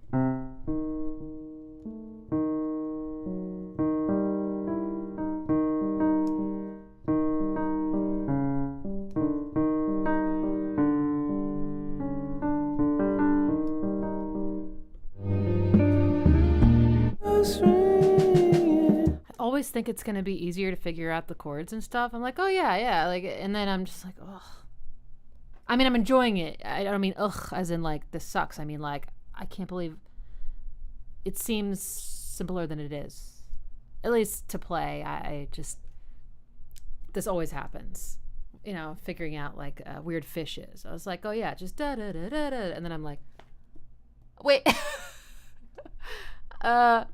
Bells ringing.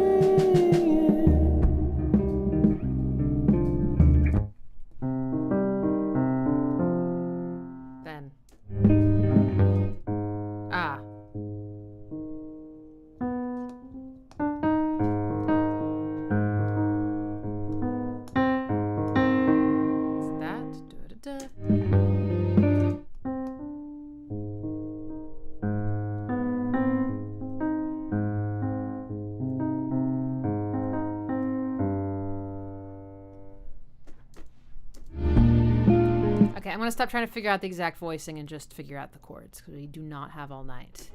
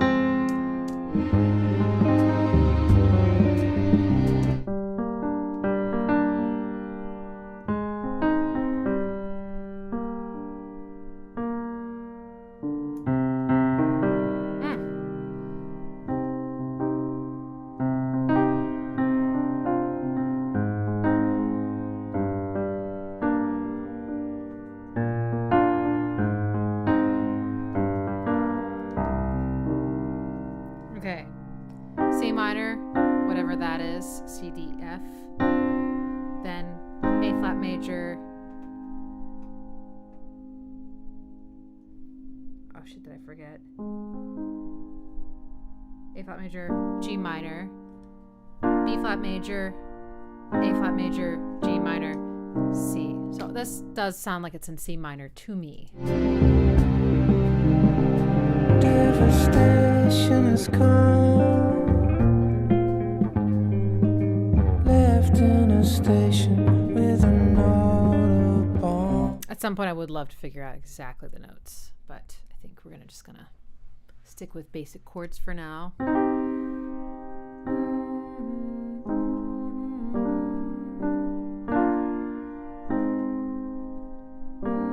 Oh wait.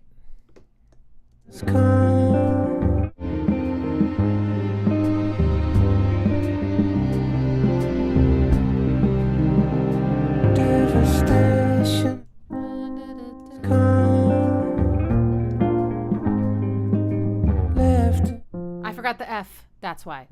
F minor, sorry. A station with a note of bomb.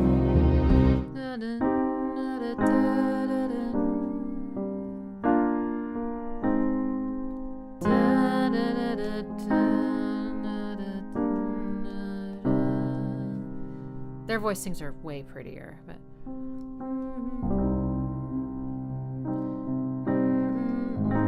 this is the flat 6 chord, my favorite.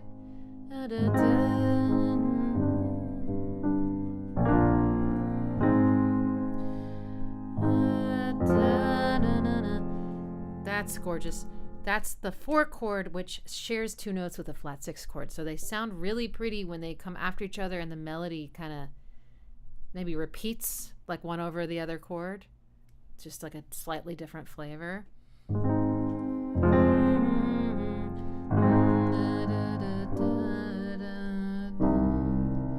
Finally get back down to C. I mean, what a meandering chord progression. There's not a single C chord until the very end. Da, da, da.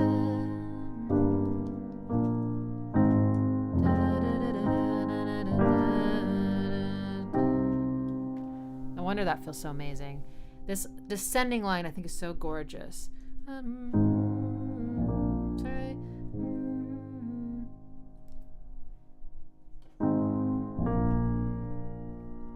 Am I doing wrong?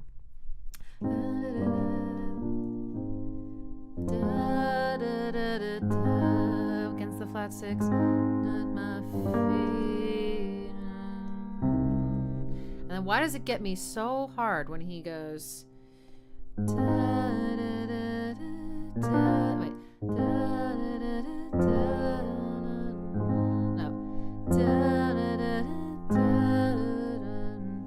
Is it little da da da da da da da da.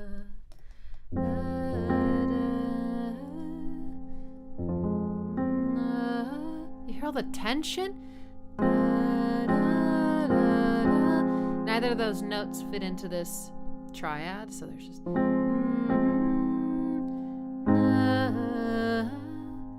That's a 9th.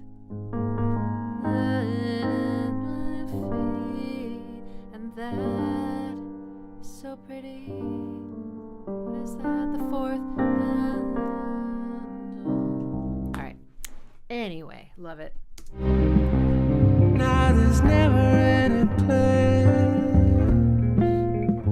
Really gentle drum still, right? Really letting the vocals and the guitar shine. And the bass too, but No, there's never anywhere. beautiful notes. Seen us roll away. Lots of taken The bass is just playing the roots of the chords, really supporting them. on a newspaper stand.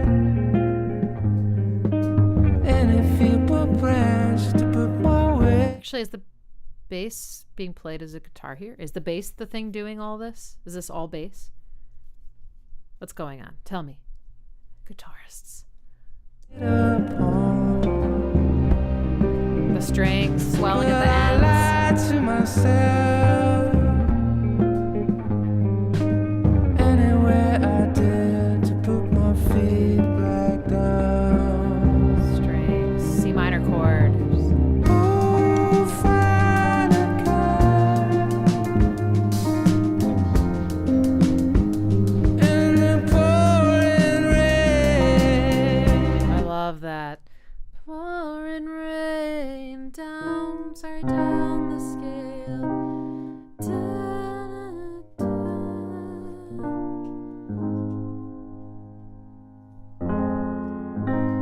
In the pouring rain. What pretty chords. Did I already tell you what they were? I think I did. A lot of minor chords in this. C minor, A flat major, B flat major. There's G minor and there's F minor. So F minor, G minor, and C minor. It's a lot of minor chords for a chord progression. Oftentimes there's like maybe one minor chord and the rest are major.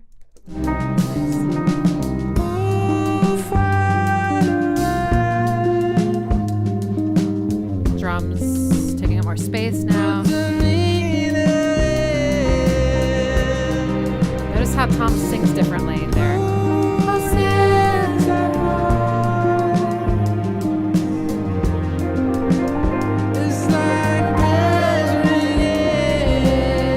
When he goes down, then he projects.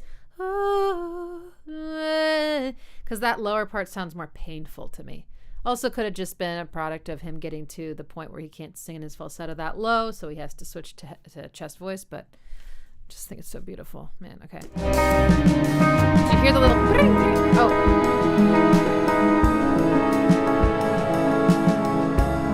So that's about to be like, okay, I think that's kind of how the song goes. I forgot about this whole part. This reminds me a lot of Radiohead in that they sometimes will have this really great song and then the last couple minutes are spent on like a different great sounding song, right? They sound similar, like same tempo, you know, maybe the same key, maybe not, but it's almost like its own idea that kind of gets explored only at the end of the song. But there's a lot of that going on in A Moon-Shaped Pool, and I love it because it's like, ooh, a new part, basically. It's not a bridge. It's like a real whole separate idea.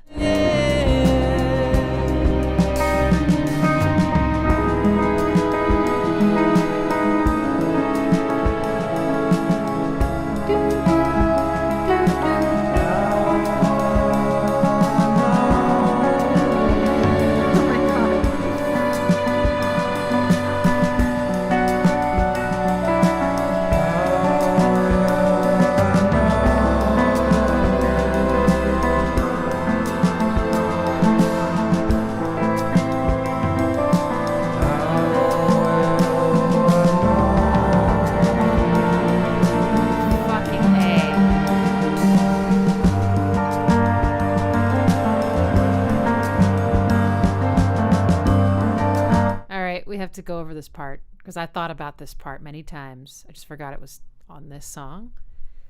So the lyric is "How will I know you?" repeated over and over again, or 4 times, I guess. 3 times? 4 times. There is a pattern here that is so interesting. There's this there's a chord progression and he sings the melody against the chords, And then it very seamlessly changes key and starts over. And then he sings it again, but in that lower key, and he sings lower. Changes key again. You don't really realize it, and then he sings it lower, and it's just like, it's amazing. So let's figure out what's going on here, because I have to know how they did this.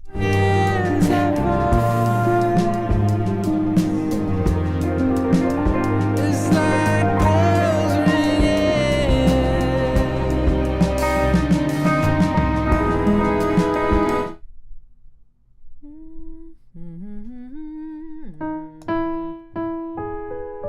Sorry.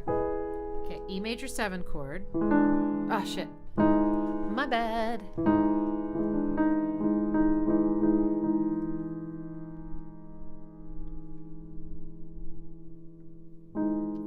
Okay, so I just got self-conscious when I'm like sitting up. If you can see my lower body, I am wearing shorts, but I thought it might look like I wasn't wearing anything. Okay. Just had to say it. Okay. It's like sticky on the why do they have to make these chairs out of like fake leather? It doesn't make sense. It's not practical. Okay, so start with the E major 7.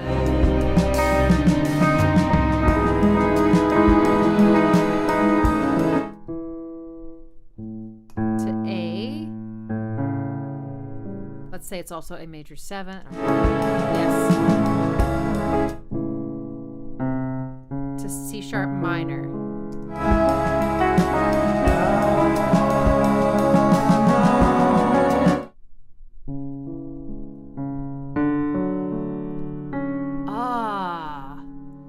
Okay, so here's what's going on.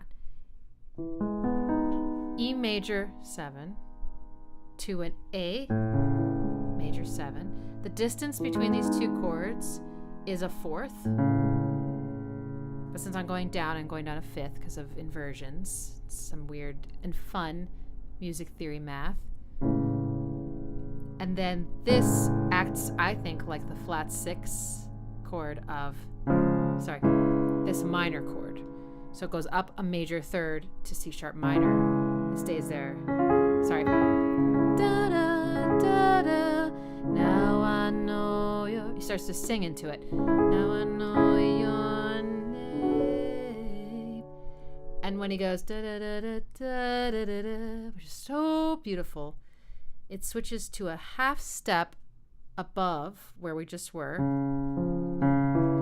C sharp minor to a D chord, and the pattern starts over. Now it's a D major 7th chord. And I'm going to guess then it's going to go down to G major 7, then up to B minor. Now I know your name. Then it would go up a half step major to, sorry, I'm getting too low. F major 7 to A minor. Now I know your name. And then down a fifth from there is sorry. So let's see if I'm right about that, and then we can move on. Love that piano.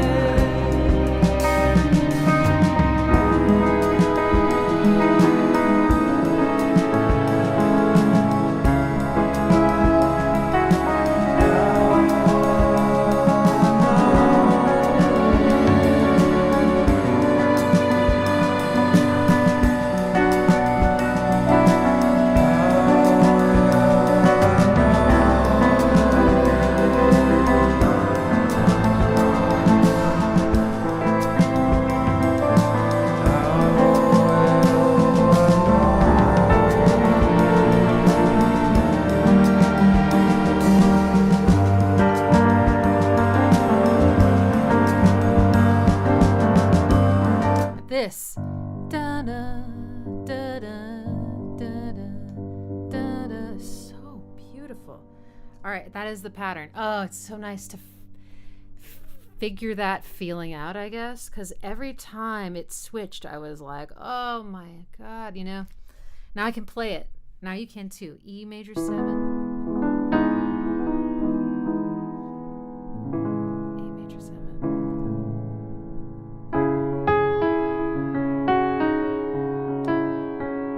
Know your name.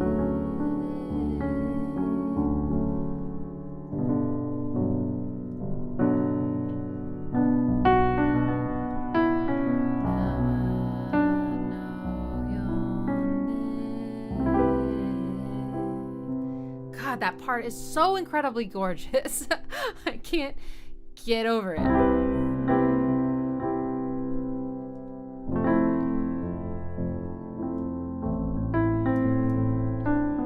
Again, now I know your name.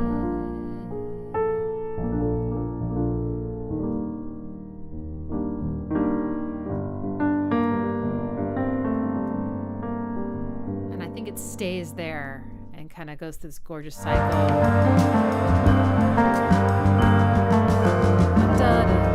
Oh, wrong.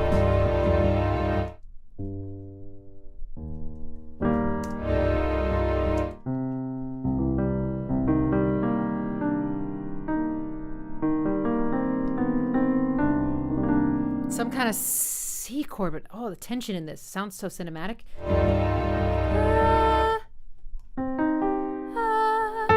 Ooh. Is this, I don't know if this chord, what's the name of this chord? It's a minor chord with a major 6th on it.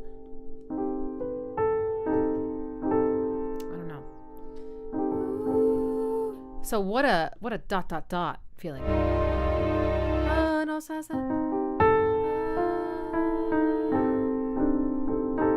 another note. Oh, sorry, that's another note. Wow. C, E flat, F, G, A. It's just so, there's so many colors in there. Very ambiguous. Beautiful. Okay. God. Y'all, I don't know. I have a flight tomorrow morning, so it's not like I can do this all night. But I also can't, like, rush through these. Well, maybe I'll have to just do a part 2, but I won't be able to do it until I get back in town. I'm going to be working while I'm out of town, but I won't have my whole setup, so I won't be able to do live streams. Oh boy, we're going for 2 hours now, and we're halfway through the album. This is not good. This is not good. All right, enough chitter chatter. Let's get back to it. Okay, next is Thin Thing. So what's this technique called? Is this hammer-ons?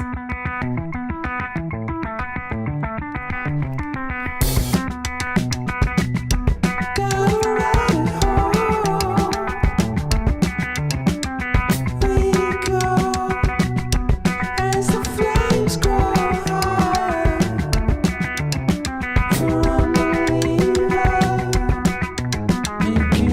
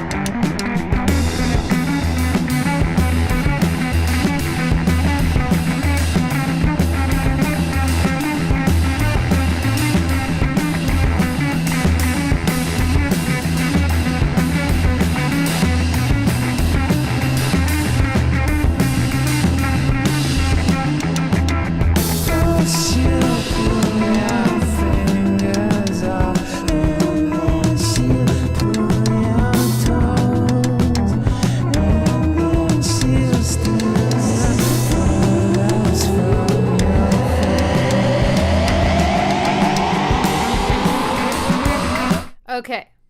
Confession. I don't know what time signature this is in. I don't know if I have it in me to even try to figure it out. It feels like, I mean, they know what's going on.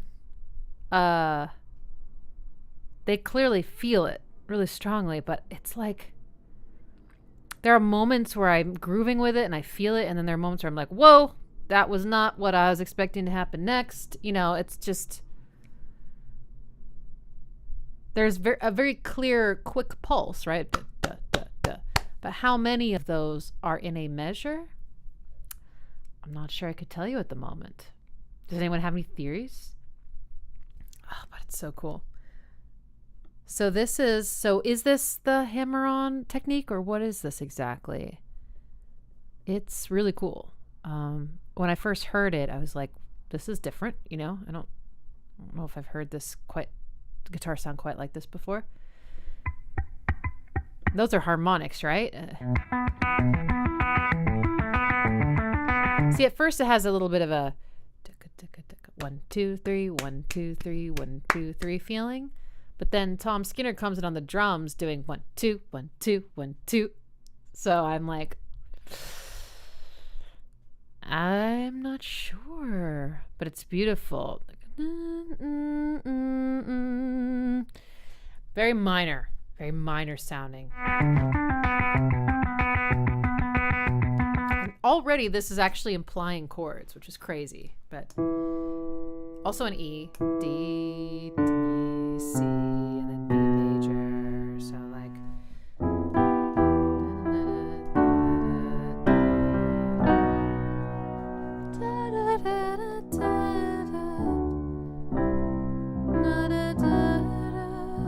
right? So I would say maybe more like harmonic minor, which is minor, but with that exciting major chord at the end there, that one. I know you know the feeling. You've heard this all your life. Tons and tons of people love this scale so much, even if they don't know what it's called. And it's so versatile. It can sound absolutely evil. You're like, sorry.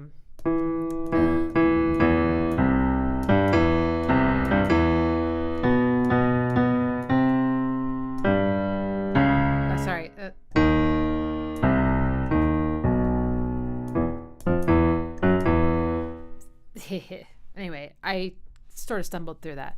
Imperial March is in harmonic minor.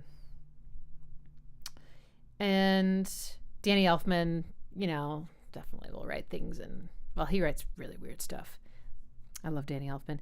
But it's also like the sound of, you know, a lot of classical songs. I'm pretty sure Moonlight Sonata.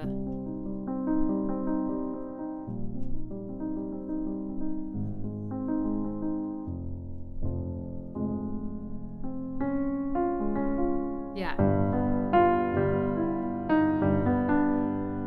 There it is. That sound. Okay. Anyway. But the way they're going about expressing this is so interesting. I mean, it's mostly just octaves, right? Like, and fifths.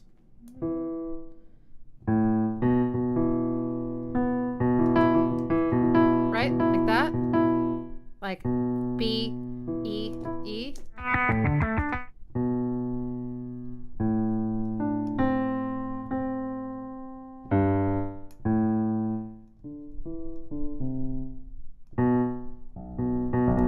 It's definitely just octaves at the end there. But there's the way that whatever it is he's doing, you know, there's sounds like sometimes the strings getting like muted, right? Like, so there's so much, it's very rhythmically dynamic, right? There's like dull and sharp accents. And so you don't even need a whole lot of different pitches to make this interesting. It's really, really cool. Okay.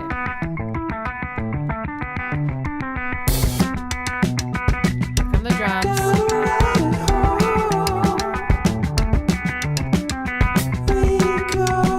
I like the production in the way that a lot of the elements are very dry. Like the bass the guitars, like we haven't heard any sort of like OK Computer, flanger, super hard delay. Well, we've heard some hard delays, I guess, but everything's a little bit more dry. Drums are very dry, but then Tom's voice is often very wet.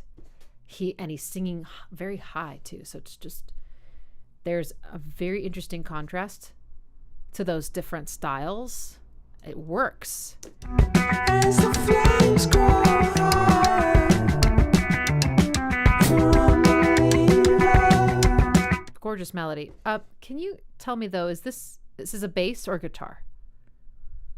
Because it doesn't have the bassy bass feeling, right? Not until the dun dun dun dun dun dun dun dun dun dun dun dun dun dun. Then it feels like the bass finally comes in, but this doesn't have that sound.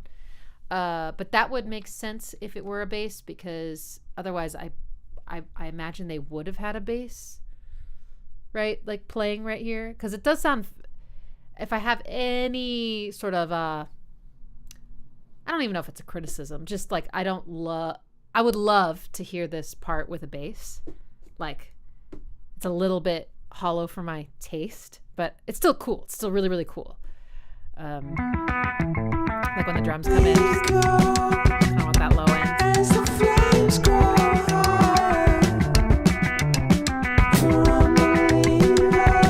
That's so pretty. Tom sure does know how to work this chord. Sorry.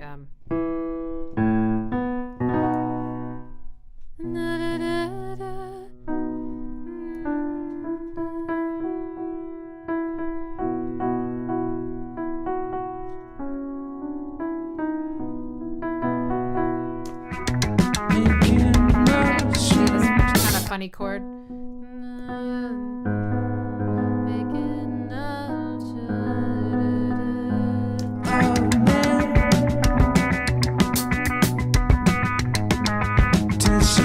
That chord's not in the key. Back to G.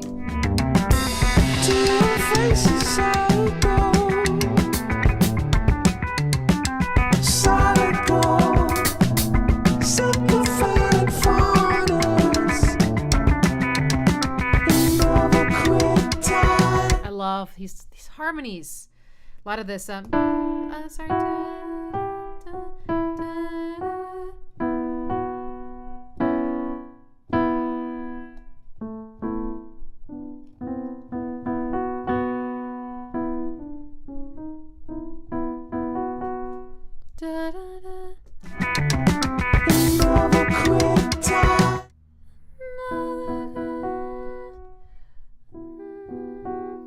Wait, is this chord minor right now?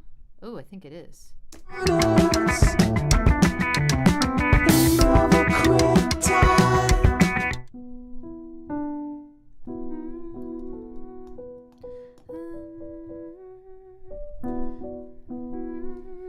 So pretty. So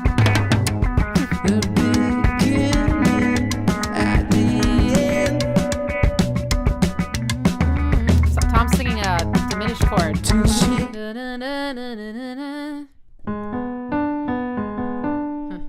I love this. That reminds me so much of something from the 80s. Oh no. Time's passing. Topaz by the B-52s. That might be a weird one to pull out, but she goes, new cities by the sea. Yes, our universe is expanding. And it sounds a lot like that. Similar effect. Anyway, so it brings back a lot of like nostalgic feelings. I love that though.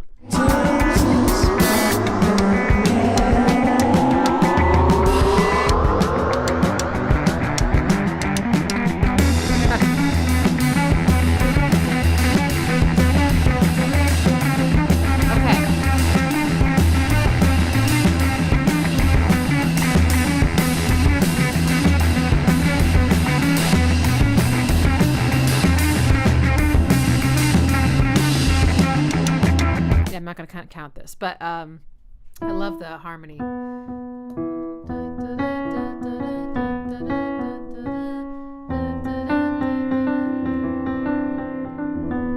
So these are just pairs of whole steps or major seconds, offset from each other, but they give you this, like harmonically, they give you this impression of major going to minor. Major to minor. Because these two notes are in the major scale, these happen to be in the minor, so.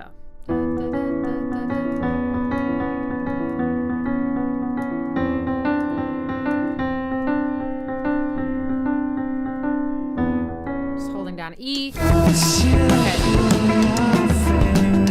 The organ! So spooky!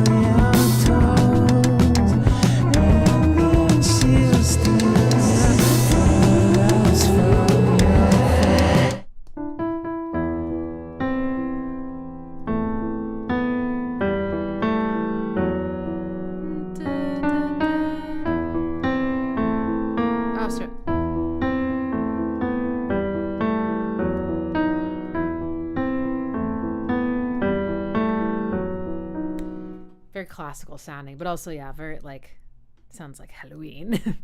This is Halloween. And I love the organ. That's such a great touch. I mean, it's spoopy.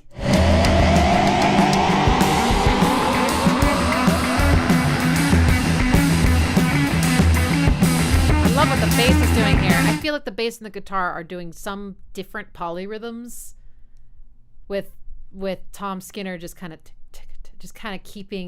keeping it all together while the guitars are like doing their own thing, sort of.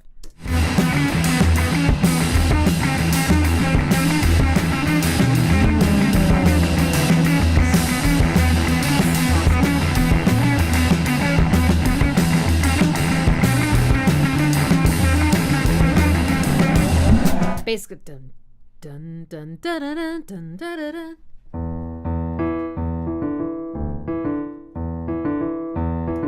So it's in that 3. 1, 2, 3, 1, 2, 3, 1, 2, 3, 1, 2, 3. Da, da, da, da, da, da, da, da. Thank you, Joe. Any relation?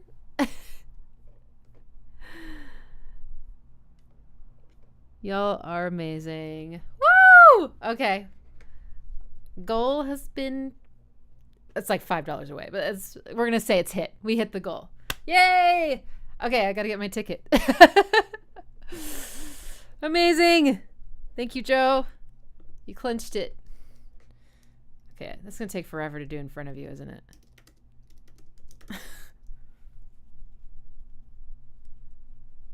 Boop boo doo boop boo doo boop boo doo boop boo doo boop boo doo. I'm so excited. Oh, good. And now I can tell that lady that I can go with her. One step at a time. Let me get the tickets first. I was keeping my eye on them, so I think it's going to be fine. I'm going to the Monday show. They're doing 2 shows in Austin. One is on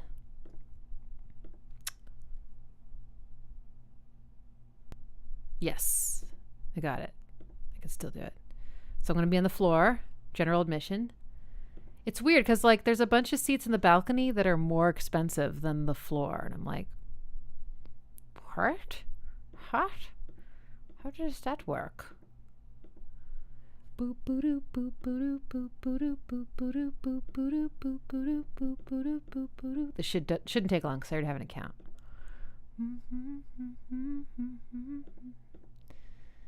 Okay. Looking good. Floor, yes. Okay, while I do this, we'll listen to the song.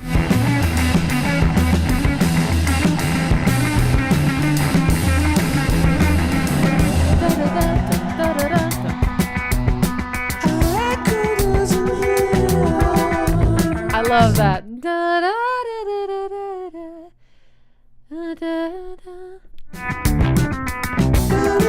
The bass got fat, fuzzy.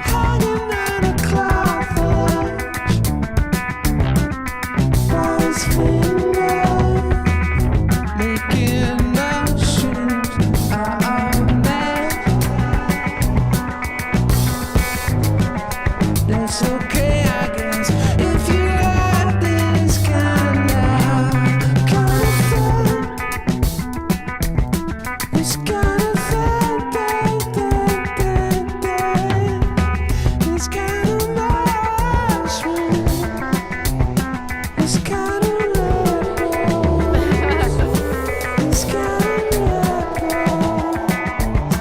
it's kind of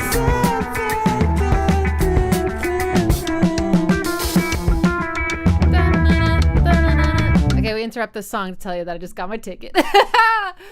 Thank you so much. I'm so excited. I'll be sure to share some videos and keep you included because you made this happen. I am so friggin' grateful. Thank you. Thank you. Thank you. You're amazing. Okay, back to the music. This is going to be great because I've never seen Radiohead live. I have seen, I saw Tom York do a solo thing in a very crowded indoor venue, but it was still cool. I couldn't really see a whole lot, but I could see him doing his thing.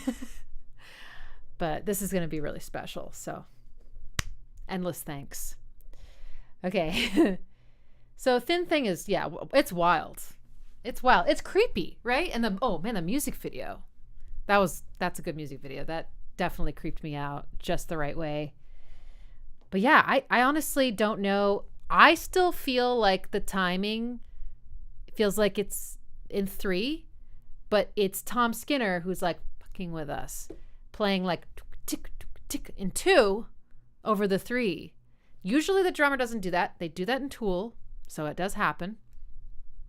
Usually the drummer is like, here's the meter, and then everyone else is allowed to kind of explore. But it's pretty cool when a band is so together and they're so talented individually that together they can let the drummer kind of just play, play as in like have fun with the rhythms in a very creative way.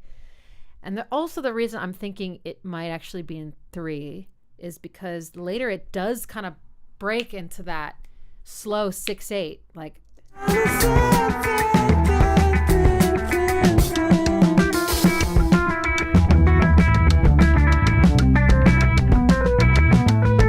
so cool.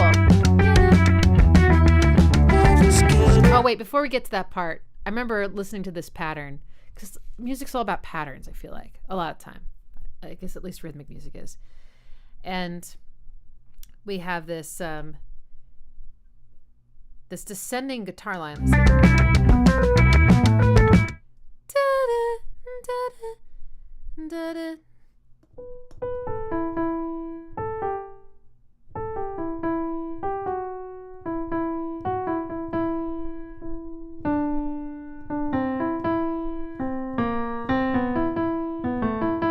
It's like he does these 2 down, and then hits the E, then moves to the next note in the scale and does the same thing, 2 down. Then again, she's going down. And then when he gets to the E, it's just like, then he goes the opposite way. He goes, like, I think D, C, E, like down, down, up. Still going down, down, but now he's under the pedal point. That was always the constant at the bottom. Now he's under it. So good. I think. Well, he's just...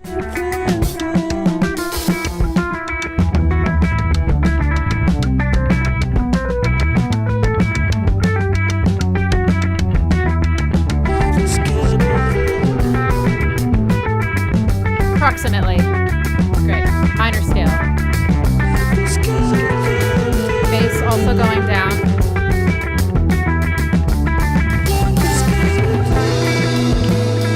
There we go. What a relief, right?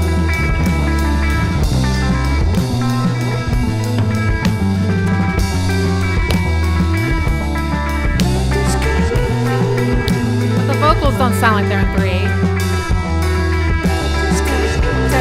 On the ride. That's so creative.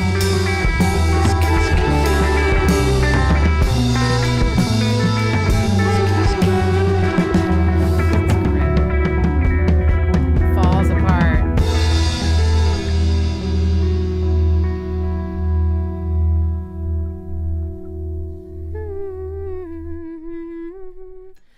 feel like I didn't give that song the attention it deserved, unfortunately. I was a little distracted, but also just, I don't know, this one it's just a little harder, I think, to figure out. There's a lot of interesting things happening in this song, but that's part of what makes it so cool, is that you're kind of like, what? You know? And I don't necessarily want to go so deep that I'm like, oh, that's it. It's a very cool song. All right, let's check out Open the Floodgates. This is currently my favorite from the album, I would say. It makes me like teary-eyed, so that's my benchmark.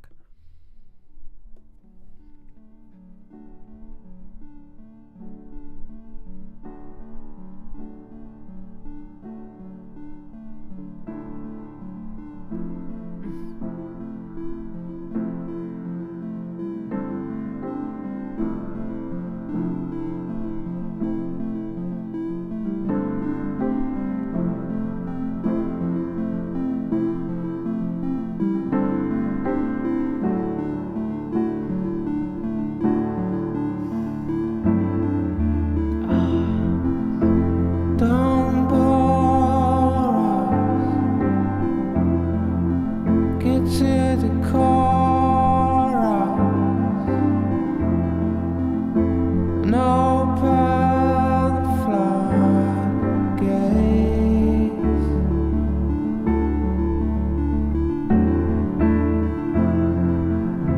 We want the good bits without your bullshit and no heartaches.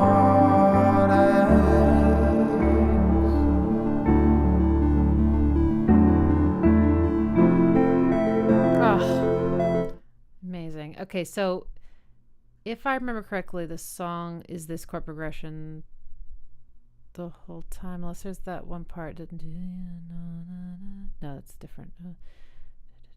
Yeah. And it is reminiscent of like Tom's harmony from Amnesiac. So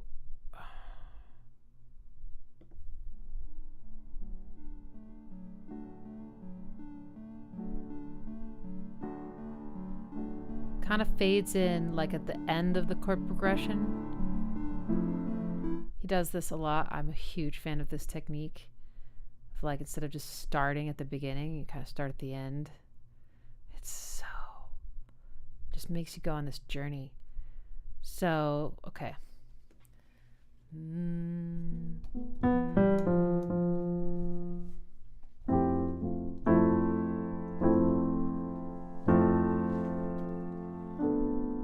Oh, that's wrong, but that's also very pretty. But I think it's wrong.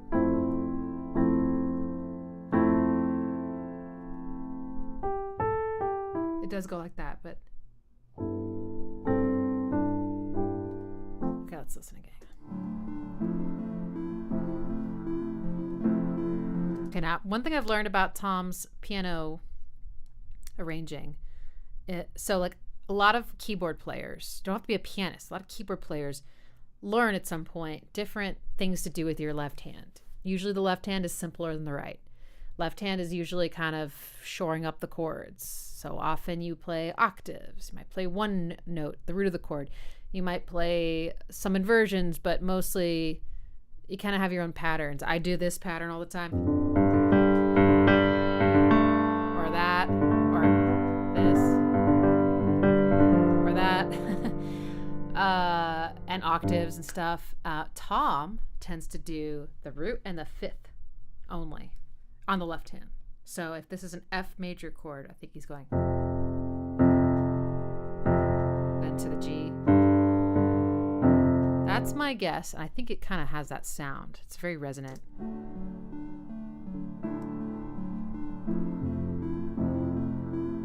Yes.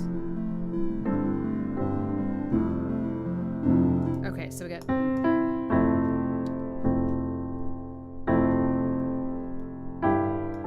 I just don't know all the notes in that chord yet.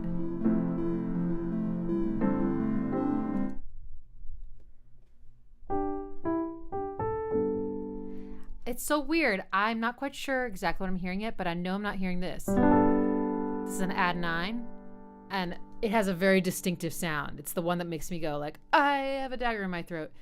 Throat? Heart is what I meant to say. And there is an add 9 chord. It's the last chord in the progression, but we haven't gotten to it yet. This one is something a little different.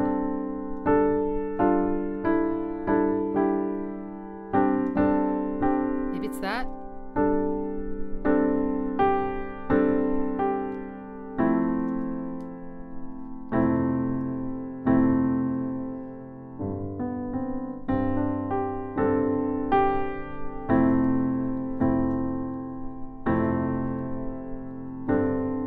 That sounds more like it, doesn't it? Let me just listen one more time. That C is definitely there. Okay, good. That's the 4th. I'm not sure the D is there. Might just be this.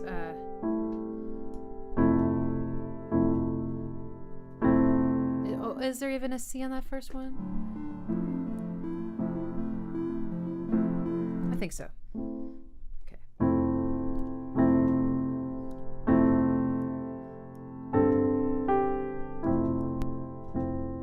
But wait. There is a harmony on that last part. Da, da.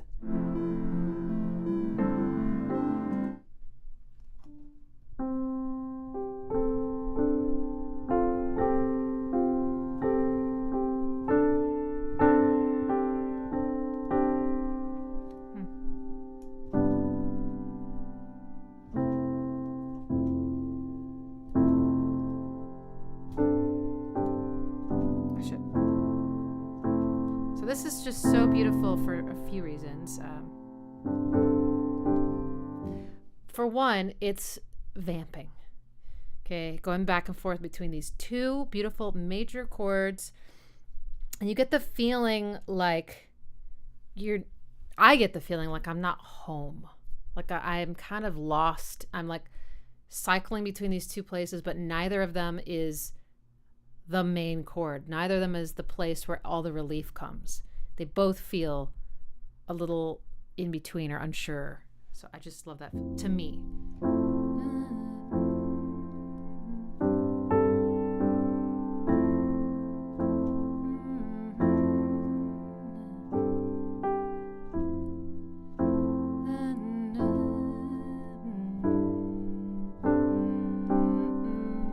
And this chord.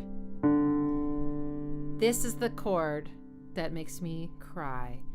And it's a D major chord, but there's a 9th in it.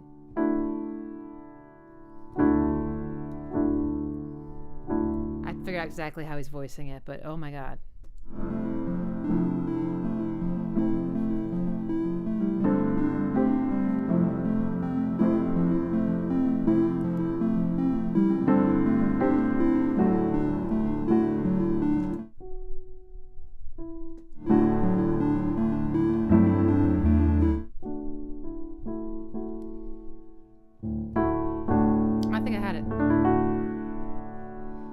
So that was a good choice. It's pretty without it, but this just takes it over the edge, puts me over the edge.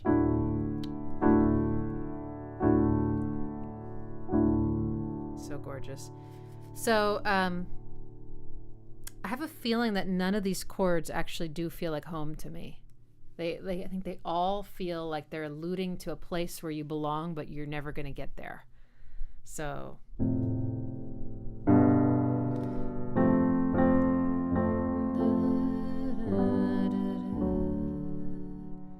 that may feel homey to you, but to me it feels like I'm still not there yet. Like maybe home is A minor or C major. So like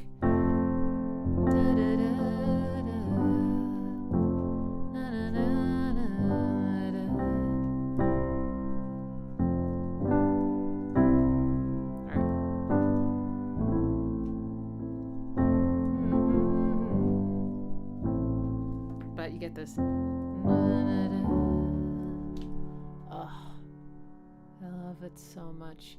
And that chord, that D chord with the 9th on it, I think I don't expect it to be major. It feels like particularly warm, surprisingly warm, like a huge hug.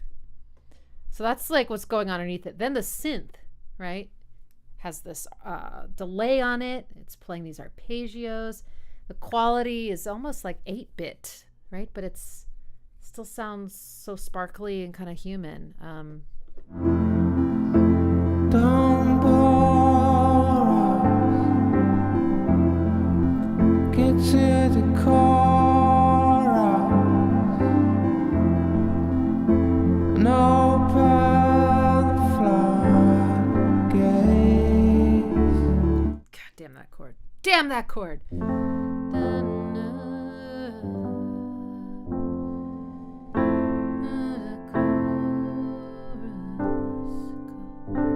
That da da da is so nice. Da da da da da da da da. The interesting thing about chords are not melodies, but they can kind of make melodies. The top edge of chords, often humans will perceive as a melodic line of some kind, or at least having a contour. And sometimes you'll write a melody because of that. You'll have all these chords, and then you're like, oh, that top line of the chords actually is a nice melody. You kind of pull it out. And that this I feel that with this one. The da, da, da, da, da, da, da,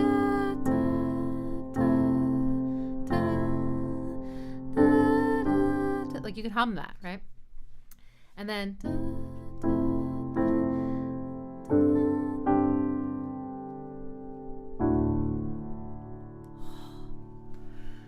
it just kills me.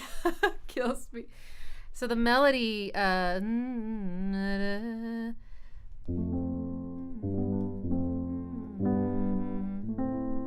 oh, okay. This a little insight into why maybe I love this so much and why it doesn't feel like this is home base is because if we sang his melody over a more traditional chord progression like da, da, da, da, da, da, it really resolves right there. But the same note is also in this surprise major chord. So it almost feels like a deception. Like you think it's going there, but feel that? Like you're seeing a new side of it. All right, we'll move on.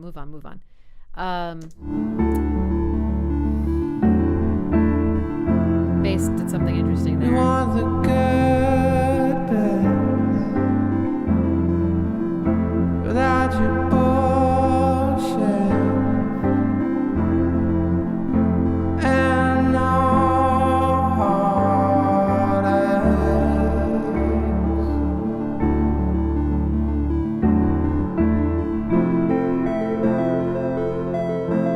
No drums in this one. Just layers of beauty.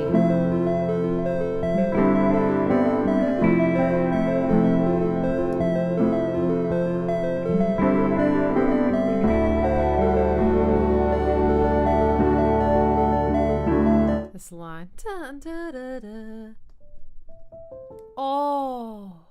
Ah. Ooh, ah. The synth here, the keys, sorry, is playing an A minor chord. That's the chord I was saying it feels like all the chords are leading to but never go. But it's actually just playing that.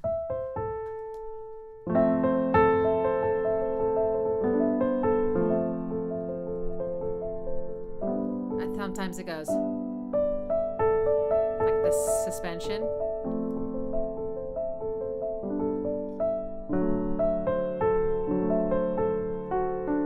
That goes all the way down. Tasty. Skinner plays keys. Oh, cool. Okay. Oh, I'm overwhelmed.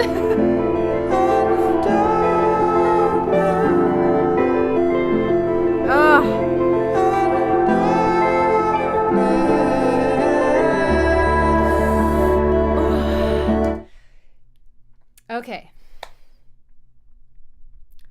So Tom's melody goes to the next level, right? All these note changes. So instead of Da, da, da, da.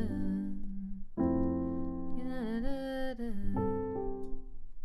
Now he's going. Da, da, da. Right, wait, hang on.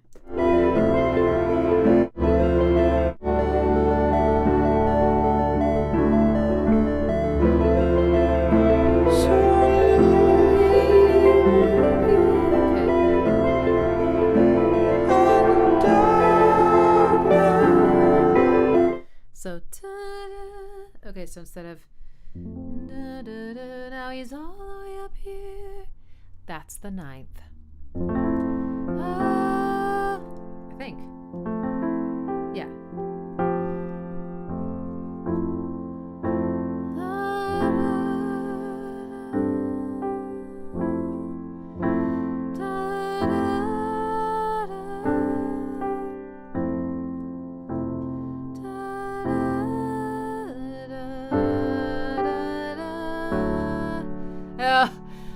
Okay, so already singing just these excruciatingly beautiful tense notes against the chords, and then ends it with da, da, da, da, and the line ends on the 9th again of that this. See, without it sounds like. If you add it in, you get. I get that beautiful rubbing. If I sing against it, I guess, sorry.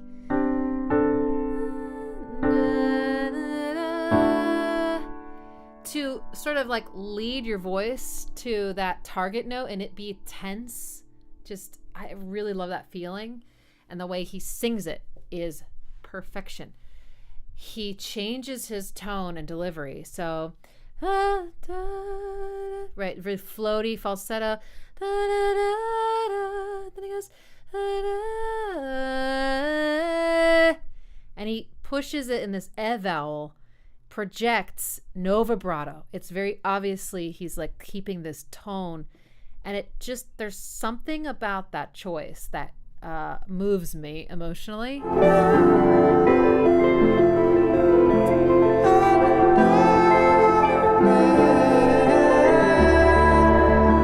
Darkness. Oh. All right, so there's that. Then there's a guitar line. It's doing a polyrhythm. These 3 notes. Da, da, da, da, da, da, da, da. Maybe it goes up.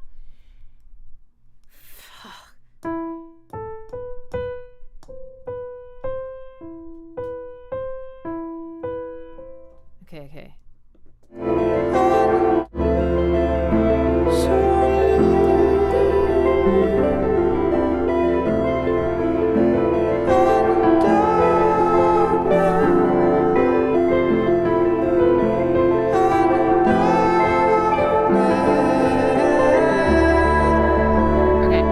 Okay, I got it.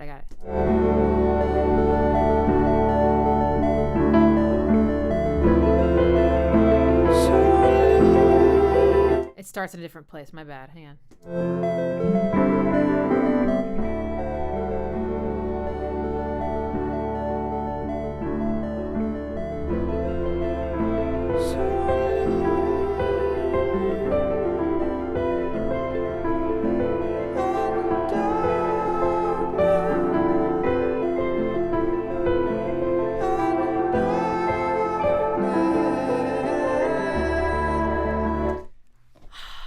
First of all, it's just, I haven't quite figured out why polyrhythms like make me emotional.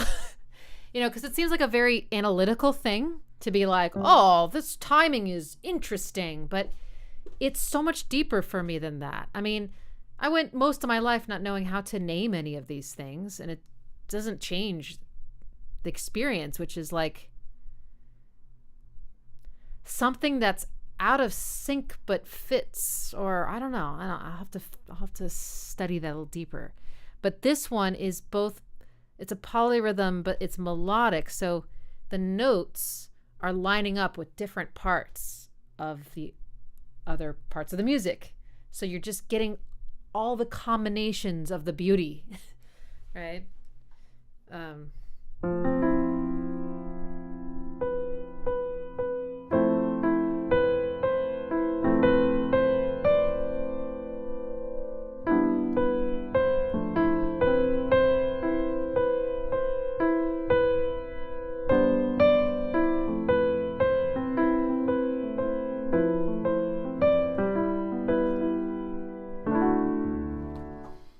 love that line.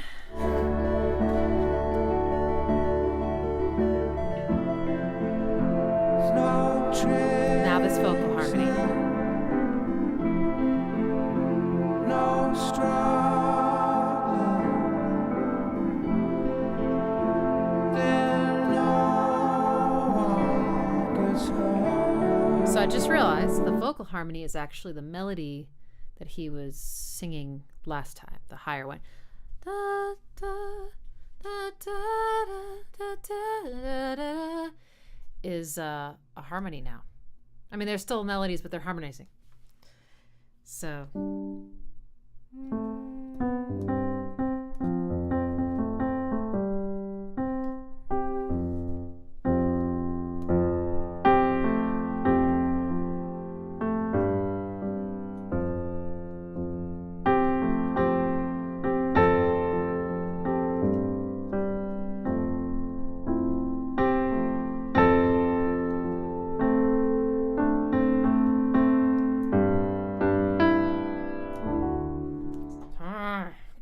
Love it.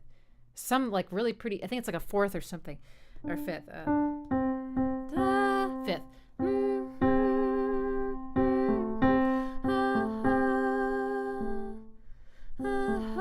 Six. You know, this almost reminds me of like another, I think it might have been another Radiohead song or something, but where it's like you get this one idea, da, da, then it evolves, then it finally completes. And it feels like you're starting a sentence and you're trying to find the words. Like, you know, I think I just need some rest. I don't know. It's very like sentence like. Okay.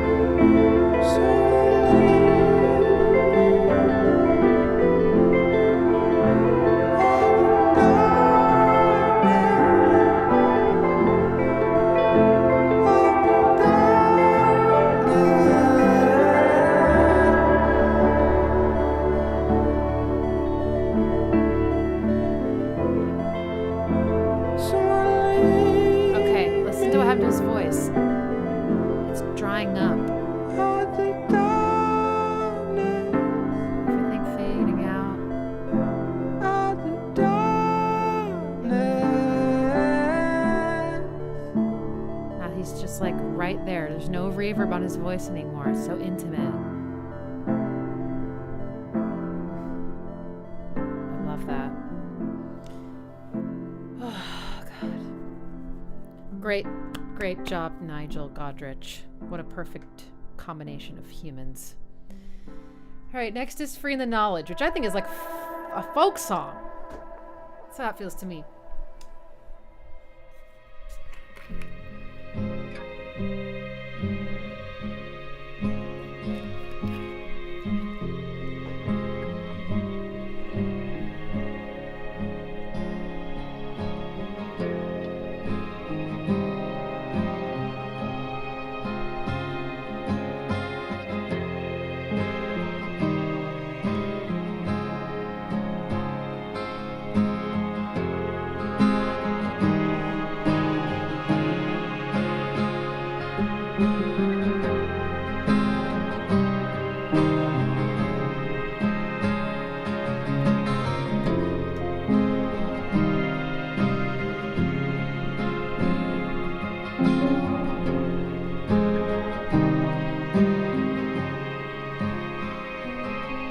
free in the knowledge that one day this will end.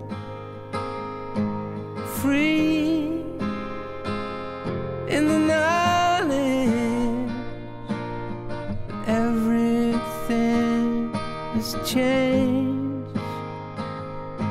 And this was just a bad moment. We were fumbling around, but we won't get caught like that. We're soldiers on our backs. We won't get caught like that. A face. So pretty. Great orchestration. It sounds like synth strings to me, actually. It can sound so powerful. They, you know, it doesn't. They don't have to be real strings. I think depends on what the sound is that you're going for, but they sound so ethereal. So the chords here, yeah, they have this like folk feeling. Yeah, it's like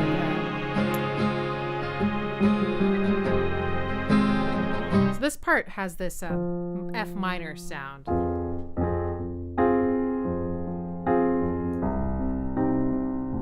Sorry.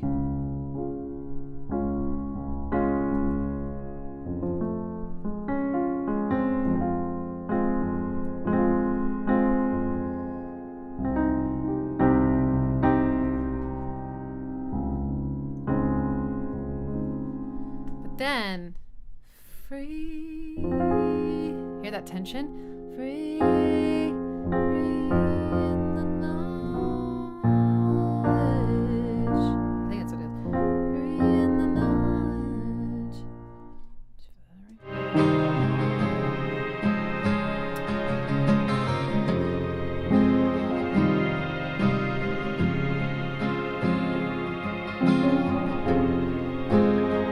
C minor, D flat major, or flat 6 chord.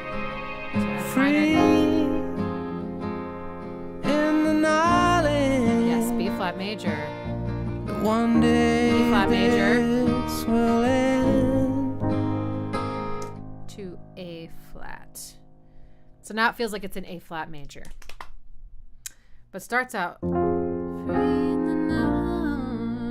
That's the turning point. It's not folky to me. So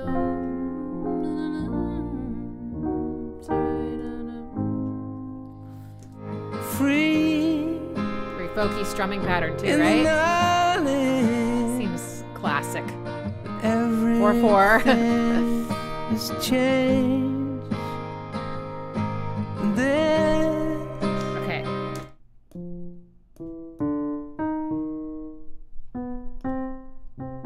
C minor.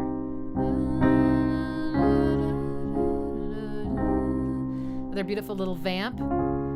So now it feels kind of, yeah, we're sort of in between again. C minor, D flat major. Not sure where we're going next. was just a bad moment. That heavy chord so minor. We were fumbling.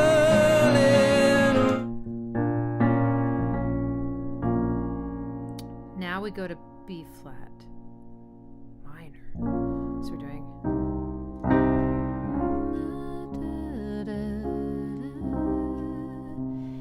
Nemo, yes, you can go to bed. Absolutely. There will be a replay. And it's D flat.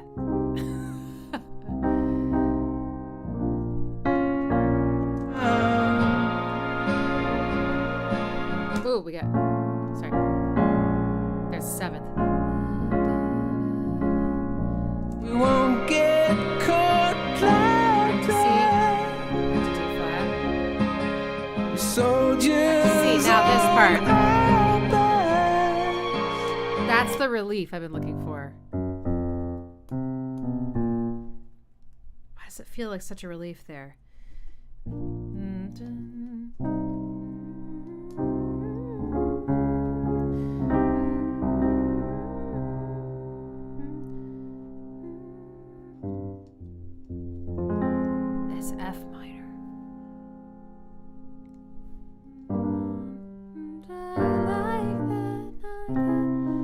hang on.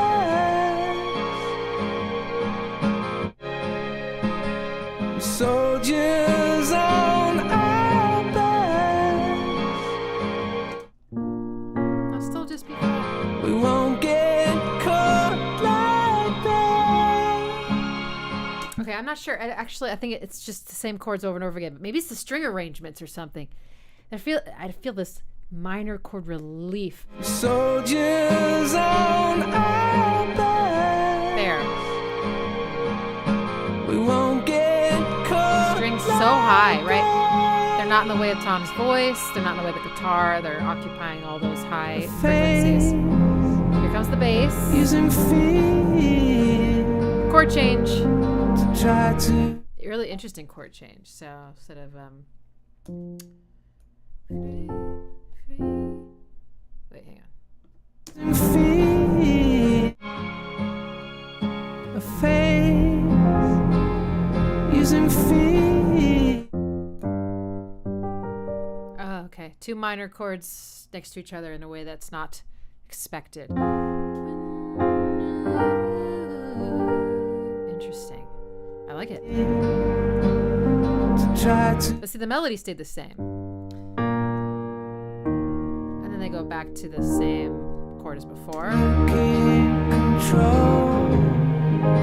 Yep. When we get together, well then who knows if it's just a bad moment and we are fumbling around.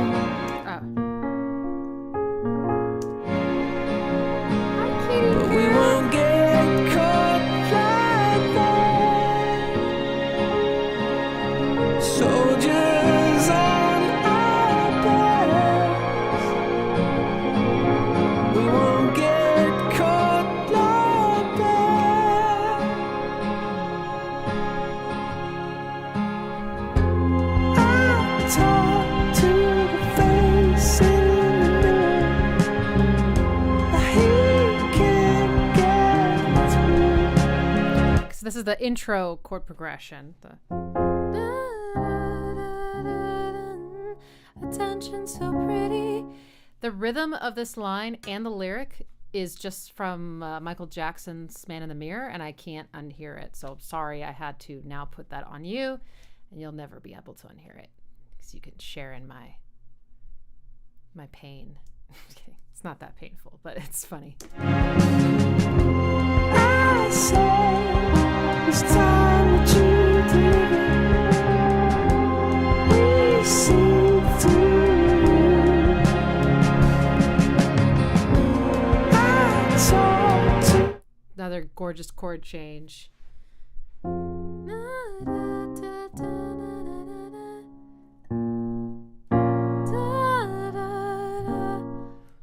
Slow, beautiful. What would that be? Okay, so if this is 1, then that'd be the 4 chord, minor 4 chord.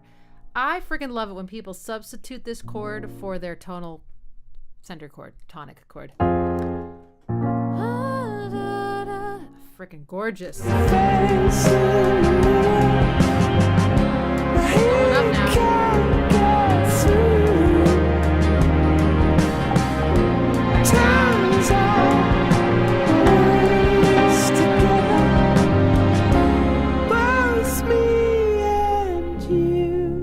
Flat 6.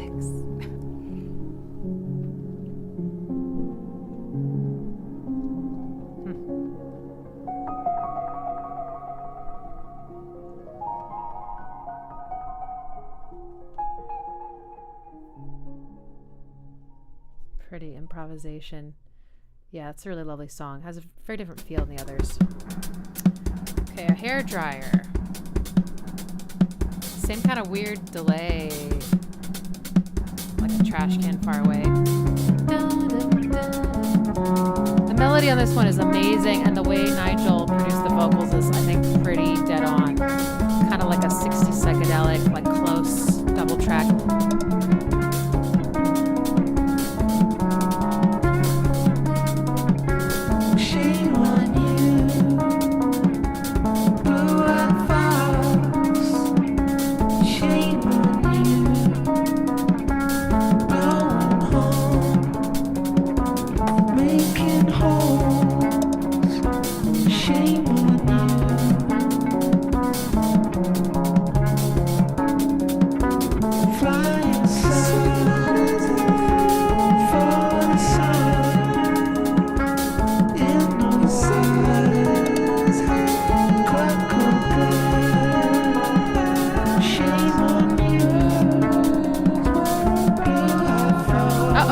Uh-oh, uh-oh, uh-oh. Slip and try way up loud.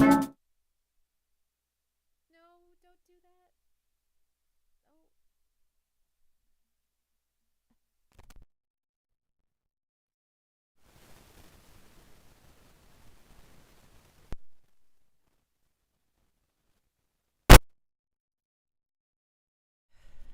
Hello. My cat was walking on my audio interface, and there's a button for the 48-volt power, and she was just, I see you. She probably wants dinner. I didn't expect to be doing this for 4 hours. I mean, it's been 3, but I think it's going to end up being 4. So she's rightly inquisitive. All right, why don't I just go give her some food while I play the song. I'll be right back. Okay. But don't look at my shorts. Okay.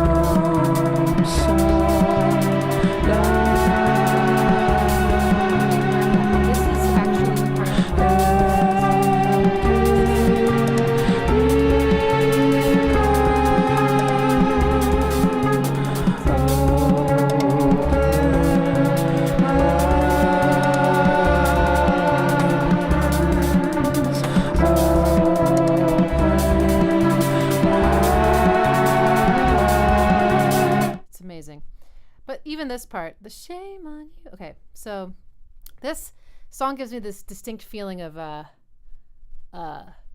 Mixolydian flat 6, which is a scale that's Airbag is in, and Paranoid Android has some of that action. Tom Skinner does not let up. Oh yeah, that's the other part. Look at all the pretty lies. Let's look at all the pretty lies. Okay. So da da da da da da da, yeah.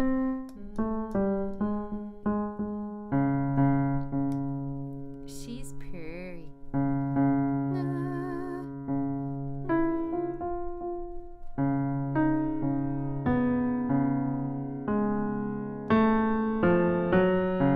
Yes. All these notes describe this beautiful scale.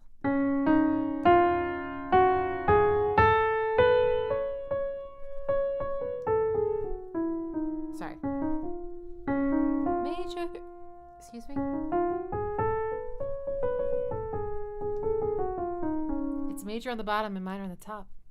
So they're kind of going around and around in this really cool way. Do, do, do, do, do, do, do, no, do,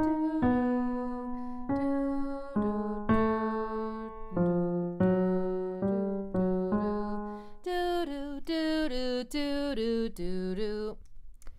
Great pattern. Really taking advantage of the way that notes kind of want to, like, the tendency to go down or up in any given place. Do, do, do, do, do, do, do. Okay. So then shame on you. Oh, sorry. Shame on you. So this is in the key of what I did, finger at C sharp. Shame on you.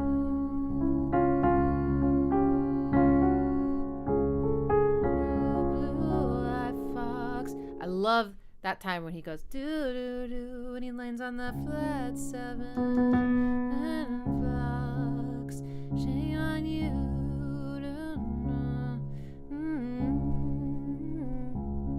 So great. When I first heard this melody, I remember thinking, like, damn, Tom York has done it again. You know? Just you hear this melody and you're like, what is he gonna do with that?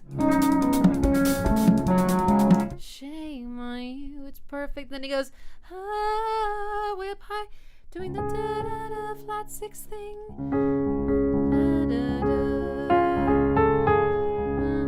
Just, he's great. I love his brain and heart so much. I don't know his heart, but I like whatever parts of his heart get put into his music. I'll say that. And then this bridge is crazy.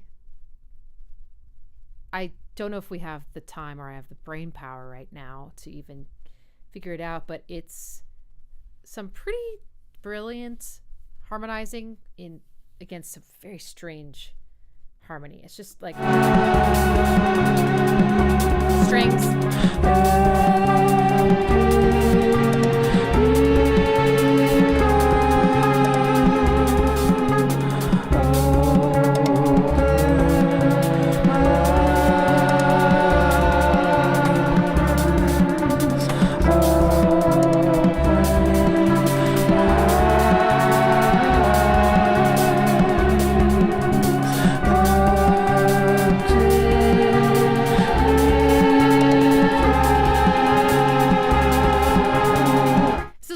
Things where you're like, how does this sound so good?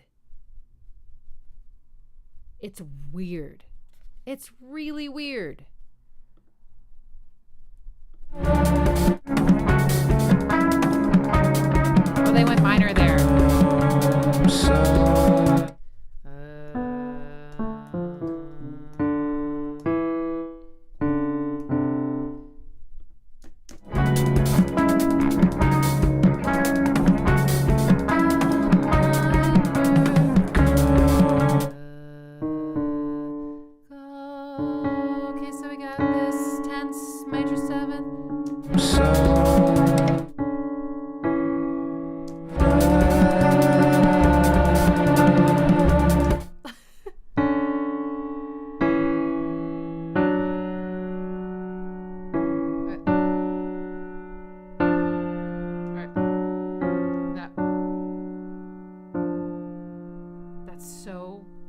Weird. I can't make sense of it at this moment. I love that. I love it. I'm just like, what the fuck?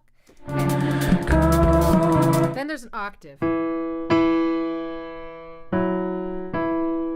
think it goes up a minor third.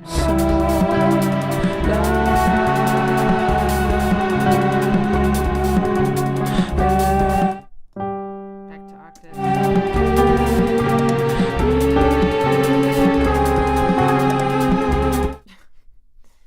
Actually, figuring it out on the piano is way, way worse. Did my volume go down when she turned my mic on and off? I feel like it did.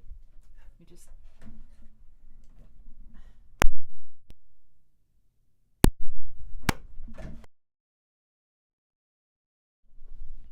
Okay. Yeah, see? That's so much better. Ugh, okay. Anyway, I like singing along to it and trying to follow it, and like, yeah, I've kind of memorized parts of it, but it's still, sometimes I'm like, I think it's about to go up, and then it goes up higher, and I'm like, how does he remember all this? It's crazy.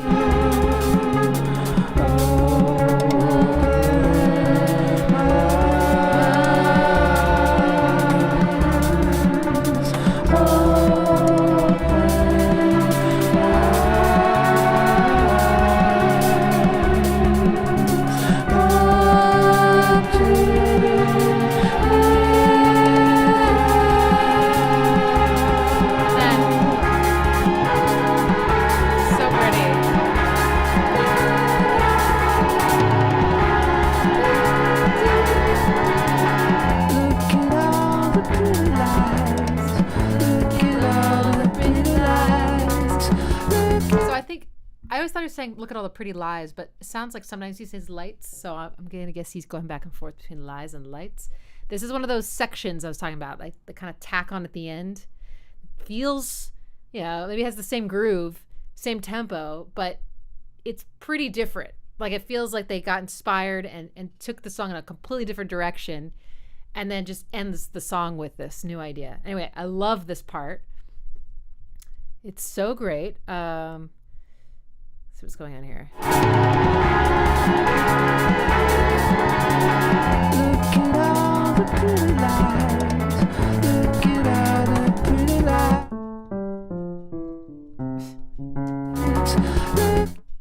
Okay, now we're in C sharp. What were we in before? We were in C sharp before, right? Yeah, okay. Look at all the... Oh, okay. This bass line moves a lot. Just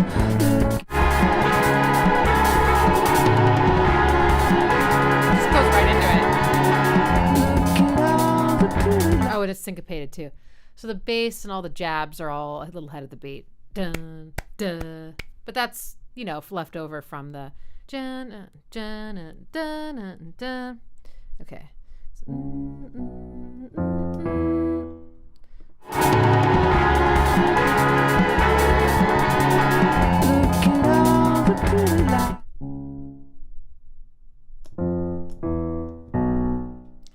I can't, okay.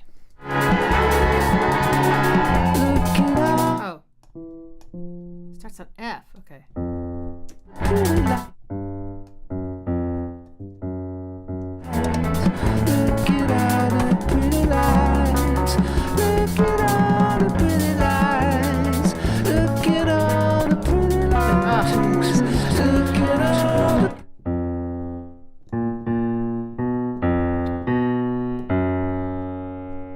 Try to figure out the bass.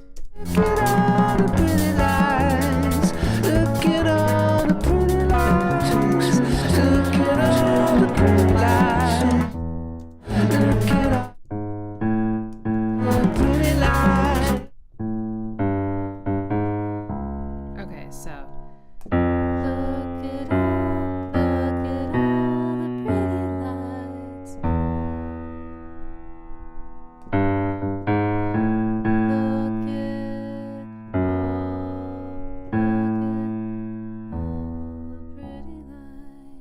something sort of like that. No actual chords being played here, but it's implying harmony. Because you can feel how it goes clunk, right, when it gets down to pretty lights, right there. Look at all the pretty lights. Look at all the pretty lights. Look at all the pretty lights. There we go, okay. Look at all the pretty lights. I sang the wrong melody. I'm surprised I can still form a sentence at this point, honestly. Usually after about 3 hours, I'm kind of like brain dead. Look at all the pretty lights. Look at all the pretty lights. And then knowing them, it's not going to be the same the second time around. Look at all the pretty lights. Look at all the pretty lights. Look at all the pretty lights.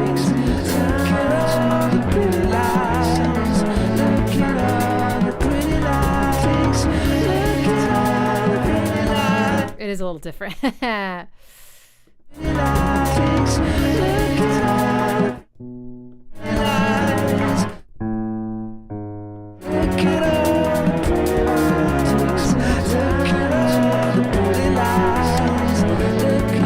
Oh, I should have just listened to it a little more, because then the strings start playing the bass line, but an octave higher, so you can really hear it.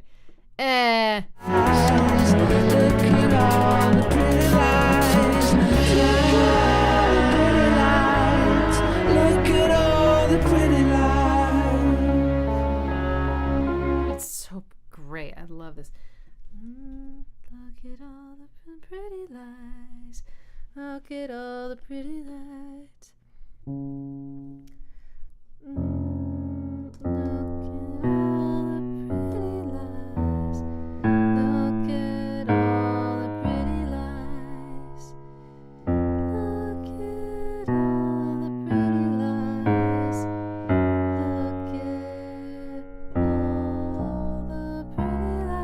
Approximately. Chords. Oh.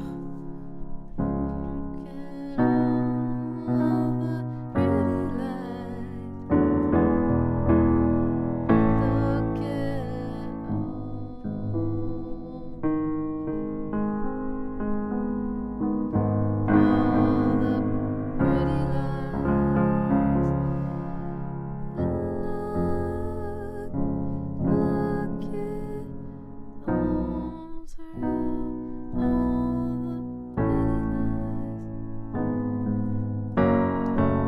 the pretty lies. Look at all the pretty lies. Mode mixture. Gorgeous melody by Tom. I love it. And then there's this last part. I'm not going to play it just because of time, but I think this ending reminds me a lot of something from, I think, Amnesiac? Or maybe Kid A? What is it?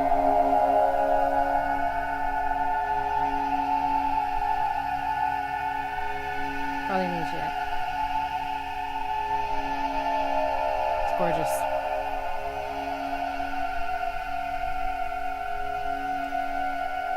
From Kid A? And a Pyramid song? Yeah, maybe.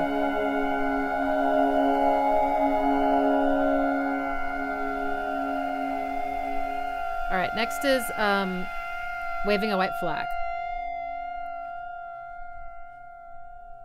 Yeah, maybe it's that. Poke pull.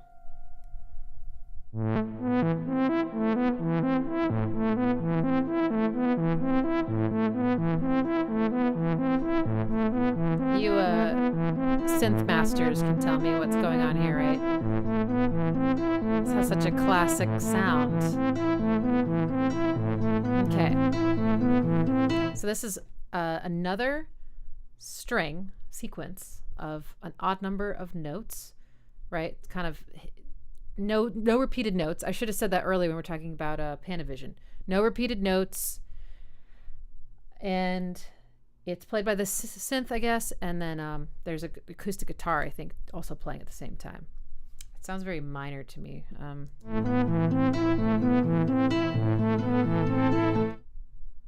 2, 3, 4, 5. Is it in 5?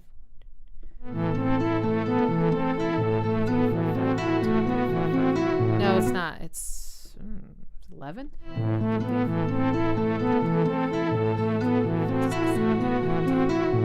11. Which makes me think it's the same pattern twice, but there's just one note added to one of them. Okay, so. Is that what it is?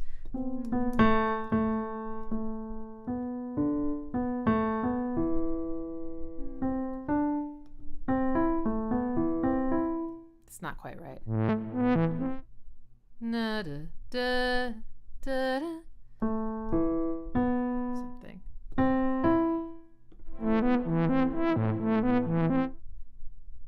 Ugh, why is this moving so fast for me right now?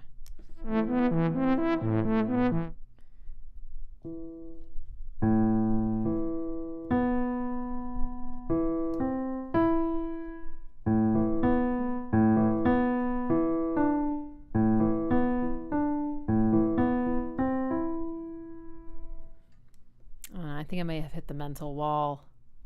We're so close. Well, maybe the last 3 songs will just get a more emotional treatment instead of an analytical one. I don't think anyone's going to complain about that.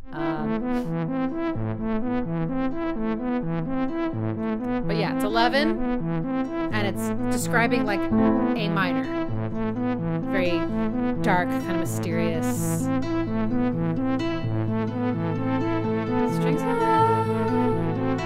Oh, that's really unusual.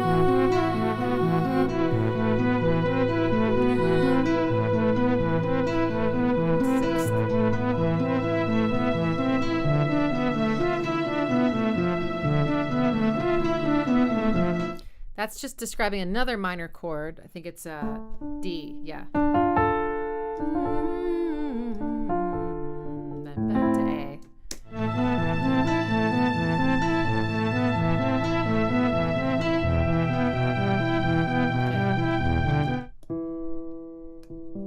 E minor. E major.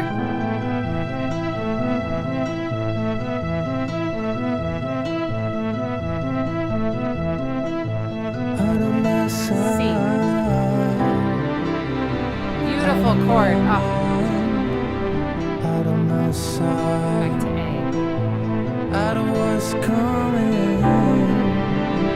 C at 9. Out of my sight, out of my sight. F sharp minor. So strange. Oh, yeah. breath in. Couldn't see the face when didn't wanna listen. Couldn't scratch it down now.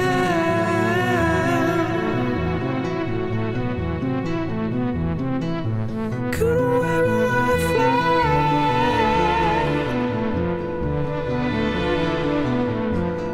Didn't see it coming.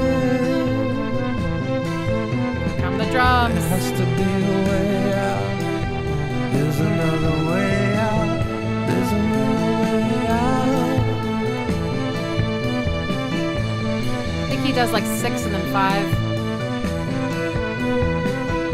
As the curtain pulls into a singularity.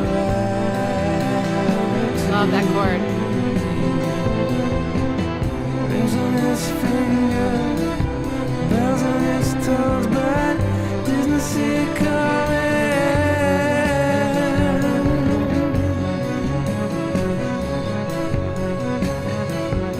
Sounds like the 60s. 70s maybe.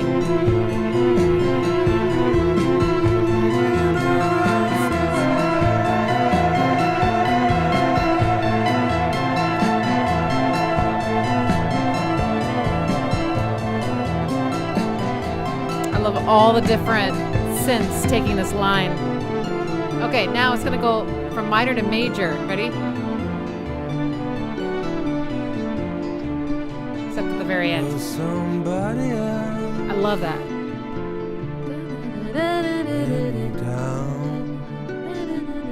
down.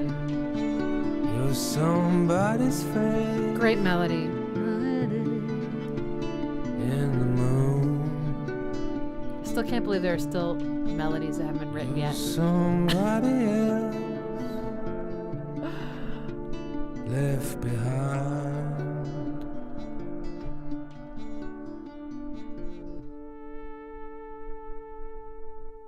That's a cool song. I love the arc, right? It just kind of swells and then just kind of ends. All right. We don't know what tomorrow brings. I love this one. This bass synth is so fun. And then the higher one that comes in. I love it. It reminds me of the LCD sound system. You must use the same synth.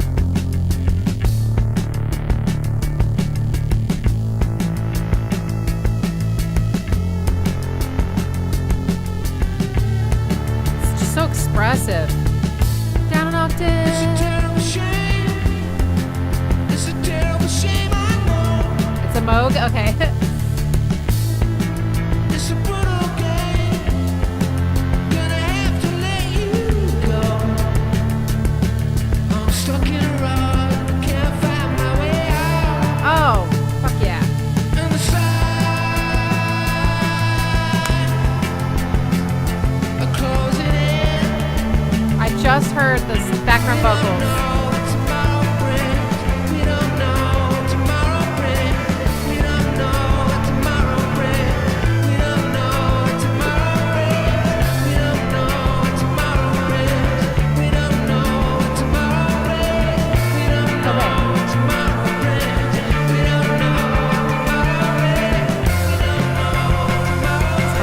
Swallowed up. Okay, let's take a look at this. This one's a little simpler than Waving a White Flag, so I think my brain can still do this one. So I got 3 chords. They're implied. It's mostly that's the root of the chord that bass is playing, but then the Moog that's playing the melody is kind of filling in a little bit more information, but it's not totally the full picture. And then Tom kind of fills in more with his voice. But it's 3 chords, and the cool thing about it is that they do not hold out one of those chords to create 4 even measures or whatever. It's not phrased normally. So it's after the 3 are done, they start over. Does that make sense? So we got A, my favorite key. It's a terrible shame. It's a terrible shame, I know. Or whatever he says. So we got A, we got F, and we got D. And then we start over. A, F, D, over and over again until there's some change ups. And this is the tonic. This is home bass. This is where it all begins and ends. Then we get flat 6, which is the best in the whole world and universe. And And then it goes to its part. It's well, I don't know. It's a toss up between the 4 chord and the flat 7, honestly. But my next favorite tier of chords is 4. 4 is so good. All of these notes are in a relationship with each other of thirds. So you go down a third, down another third. It's a great chord progression. Use it, use it, use it. So, so we got da, sorry, da, da, sorry. So these are just playing fifths above the roots, then back down, down.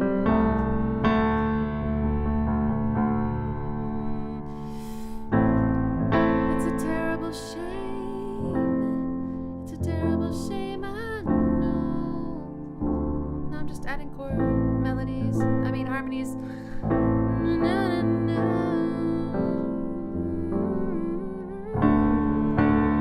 Then it goes back here. Da, da, da, da, da, da. So I love that little hiccup.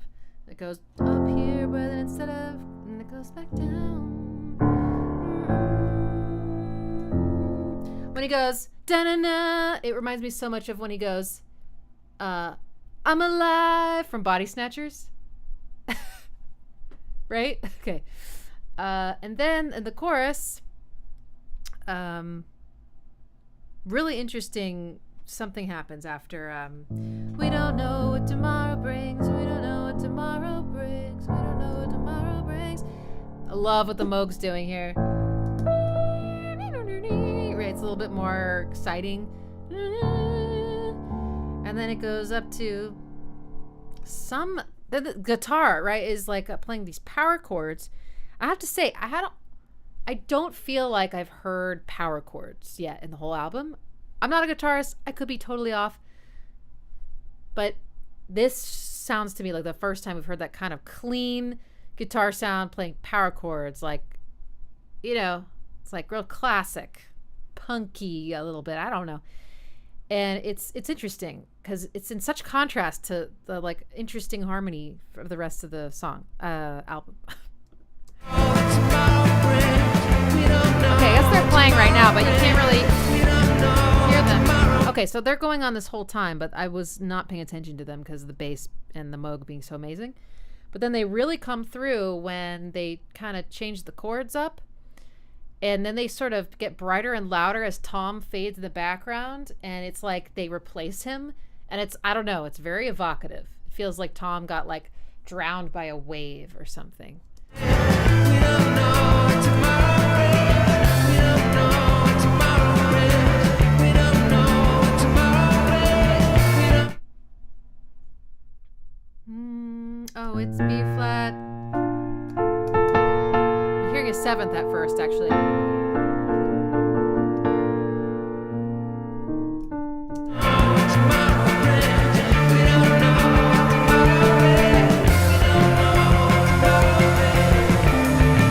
Okay, so yeah, it goes up to this B flat major 7 chord, which is very surprising because it's not expected. It's right here. It goes, we don't know what tomorrow, and he's singing the same melody from before, but over the super dramatic chord. It fits in a cool way. We don't know what tomorrow brings, and then it goes up to this power chord, D. We don't know what tomorrow brings, and up to this one.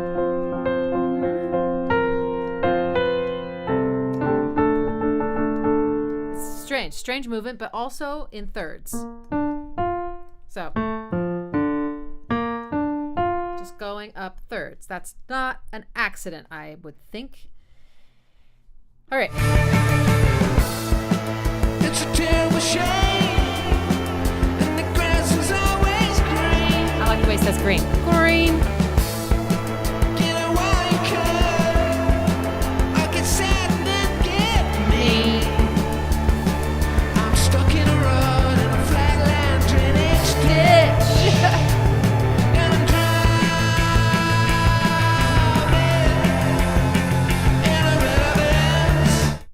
Getting some copyright warnings, so that's bad news for the replay. No! Okay, it's all right. if I have to edit this down, which honestly I probably should, right? Because this is ridiculous. This is ridiculous. All right. Anyway, I love the way he's singing in this. It's a terrible shame. It's a terrible shame, I know. It's whinier, but not in an annoying way to me, at least. It's just a different quality. I'm stuck in a something drainage ditch. A little bit like what we got from Body Snatchers, right? Slightly. Let's listen to the very end because I love the end. Okay.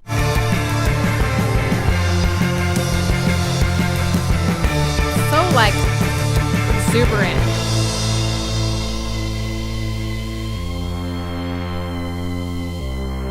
I love it. Ta-da. Down lower. You ready?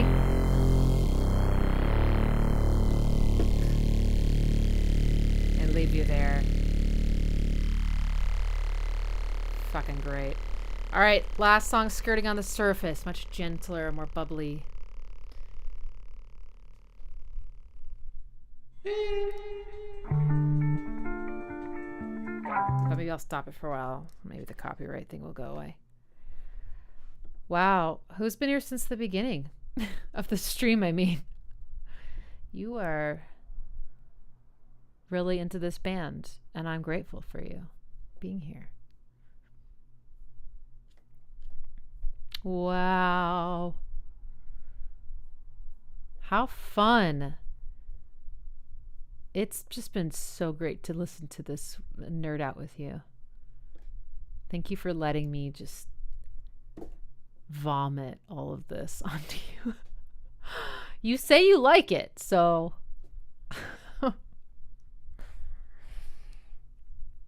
but this is one of the many ways I enjoy music. It's definitely not the only way. There's a special joy from sitting down at my instrument and actually figuring out what I'm hearing, singing all the parts, playing all the parts, and just groaning every time I hear a flat 6 and an add 9. I used to not know those names, by the way. I didn't know what to call anything. I knew what major and minor sounded like, definitely. So I could say that. And like, now I'm going to go to this minor chord, and I'm going to go to this major chord, and then I'm going to go to this chord that's not either of them. And it has this clash right here, and the two notes are close to each other or whatever. It's nice having names, although I feel like I would prefer to have more descriptive names. Like flat 6 could be like, what would it be? The best chord? No. One of my students called it the grabby chord, and I actually think that's great. The grabby chord. And then the 4 chord can be like the open 4 chord could be the stable chord, and then the minor 4 chord could be the nostalgic chord, right? And then the minor 5 chord could be the icy chord, and then the flat 3, I don't know. They're just so, it's just, the numbers don't really mean anything but position. Steven asks, can you teach us? Yes, I can. I can teach you. I so disliked music theory in college, and I obviously remembered enough of it to talk somewhat intelligently about it, but I feel like I've learned even more about it since starting my channel, because I had gaps in my knowledge, or I got curious. And if I can remember this stuff and make sense of it, I really feel like anyone can, because this is just, it's not intuitive for me. All this theory stuff is not intuitive. But it has helped me become a little bit better on piano. So I do think it has some value, but it will never, ever replace your musical ear and what sounds good to you and what moves you. That's what you want to hold on to and refine. And if the theory helps you with that, great. You don't need to know it. But I do think there is, last thing I'll say, because I'm rambling right now, does feel somewhat important when I name something that I love, and you're like, it has a name. it's like its own thing, you know? Versus just like, I hear this thing, giving it a name makes it real or makes it almost easier to differentiate from the other things that have names. So that's been kind of nice. How do you hear a chord that's not a major or a minor? Well, major chords and minor chords to me sound very distinctive. Like minor has this kind of dark, icy feeling to me. Like this is the beginning of Sound of Silence. Hello, darkness, my old friend. Right? Darkness. And the major chords don't sound happy, I would say, but they sound bold in a way that the minor chord doesn't. The minor chord sounds fragile to me. Major chord sounds, it's stronger sounding. And it does feel a little bit warmer and brighter, like the color, the temperature gets warmer. In flat 6 chord is major though. So like, you know, it doesn't sound happy. It sounds dramatic, but it's still more confident sounding than the minor. And then once you know what those sound like, you'll be able to hear something that's neither. Like it's missing the heart of the chord, which is the third. It's like, or this. In fact, that's the beginning of exit music. Goes to those are called suspended chords. So that's what I mean, like not major or minor would be like it. Sorry.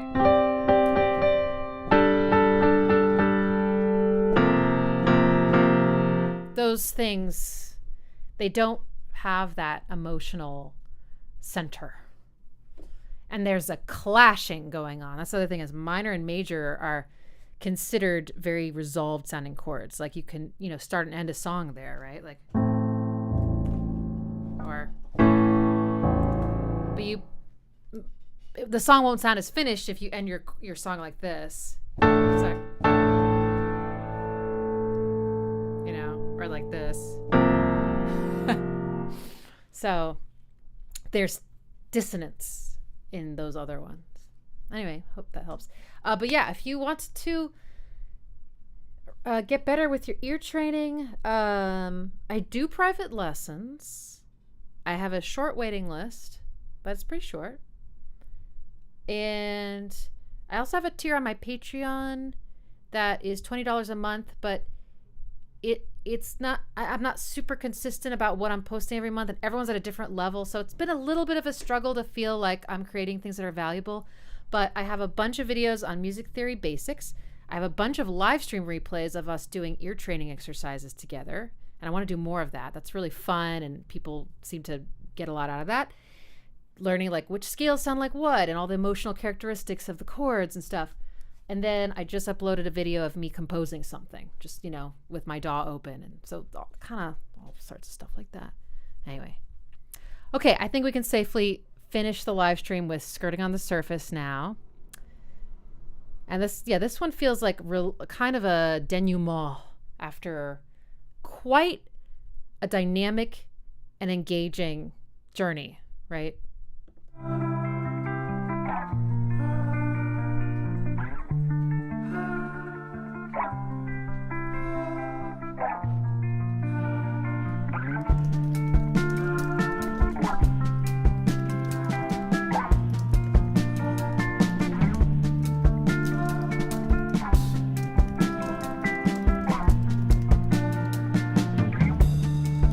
When we realize we have only the time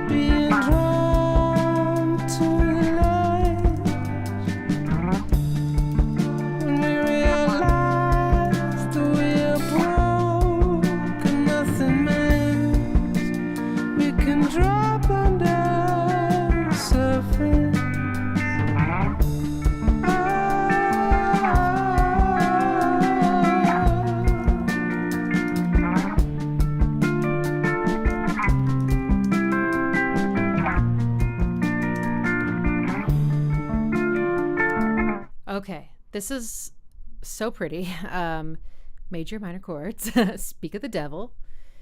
Okay, apparently y'all are saying this is an old, like, scrap of a Radiohead song. Didn't make it. Wow. So, D minor.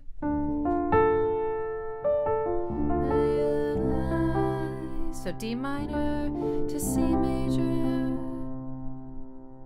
I already forgot how it goes.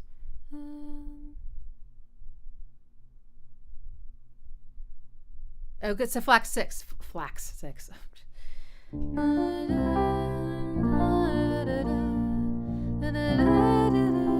we get this. Now you might recognize this chord progression. Ready?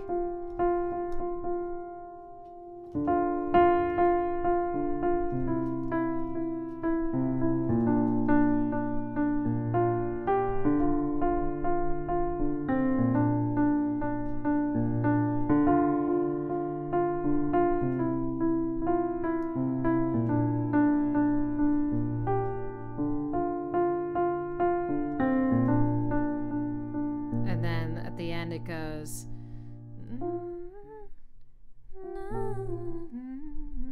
Eventually, it ends on the. I can't remember how it gets there, but at the end of the phrase, right? It ends on this chord. So I love these chords. Reckoner is one of the best songs in the entire universe. So this is kind of like, I don't know. It's like a different take on these chords. Yeah. So, and definitely some cool polyrhythm stuff going. Dum dum dum dum. Skirting on the surface. So pretty. This chord stands out to me. It's major. It usually would be minor in this key, but it's major. So beautiful. My favorite part is the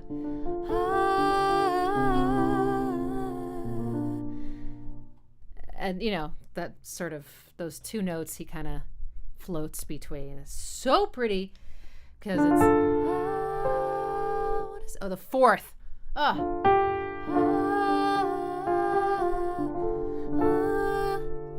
fourth is underrated.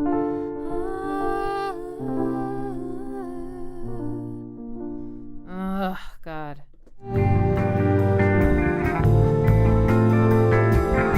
Oh yeah, this is in, what is it?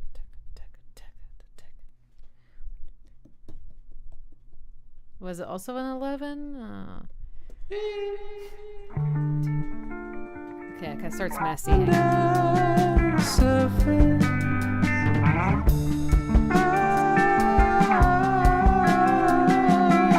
It's also an 11/16. My God. Or 11/8 or whatever. They like 11, huh? This is the bass.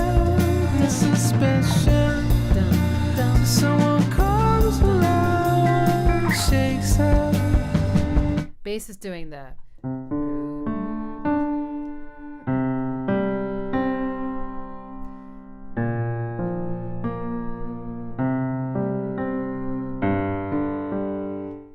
root fifth octave, but in a cool polyrhythmic way. I love that.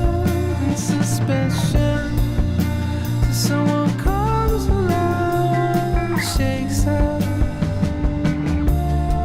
Horns again, or saxophone. Sorry. So beautiful. I cannot wait to see them live. Oh my God. I'm probably gonna just cry the whole time.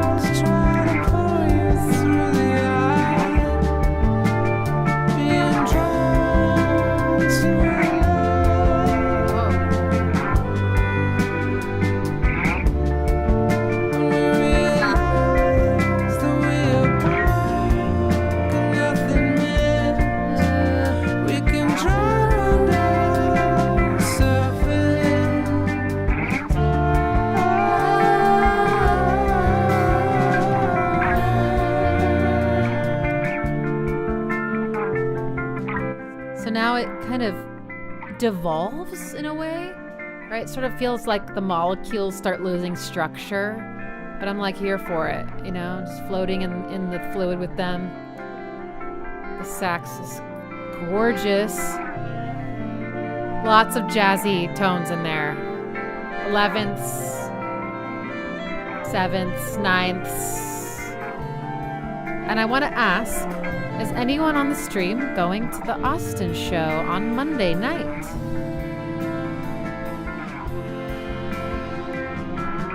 There's not a lot of people on the stream anymore because it's late, but if you see me, feel free to say hi. I'm just a normal person, and it would be great to meet you.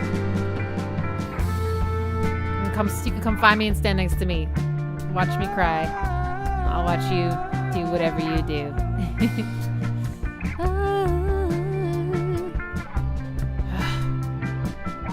Awesome. Yeah. I knew I loved this album because I listened to it nonstop for a while, but listening to it after like some time away from it, I think I love it like 20 times even more than that. Oh,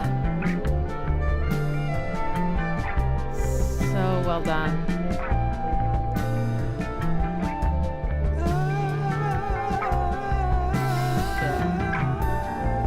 Well, thank you guys so much for coming, and thanks so much to those of you that donated and helped me get a ticket to the show. I will never forget that. And I will take pictures and videos. A concert video when I do go, Gavin. Well, I want to enjoy it, you know, so I'll probably take like little snippets. But hopefully someone else will sacrifice and hold their phone up the entire show. It's not going to be me. Gorgeous, gorgeous, gorgeous. Oh, I love it so much. All right, y'all. Thanks for being here so late. We're going to say goodnight. And if you didn't catch the whole thing and you want to go back, I'm hoping this replay won't get blocked, but I did get some warning, so I think there's a good chance it will. Don't panic, though. I will download the recording and I will edit it down enough so that it doesn't, you know, get blocked, and I'll re-upload it. It won't have the chat, which is too bad. I love being able to look back at the chat, but better than nothing. All right, y'all. Much love to you. Have an amazing rest of your evening and a great week ahead, and I'll see you in the next video or live stream. And if you really like this and you want to support me in going live every week and making videos, consider checking out my Patreon. $5 is the lowest tier, and you can get pretty much everything. So, all right. Good night.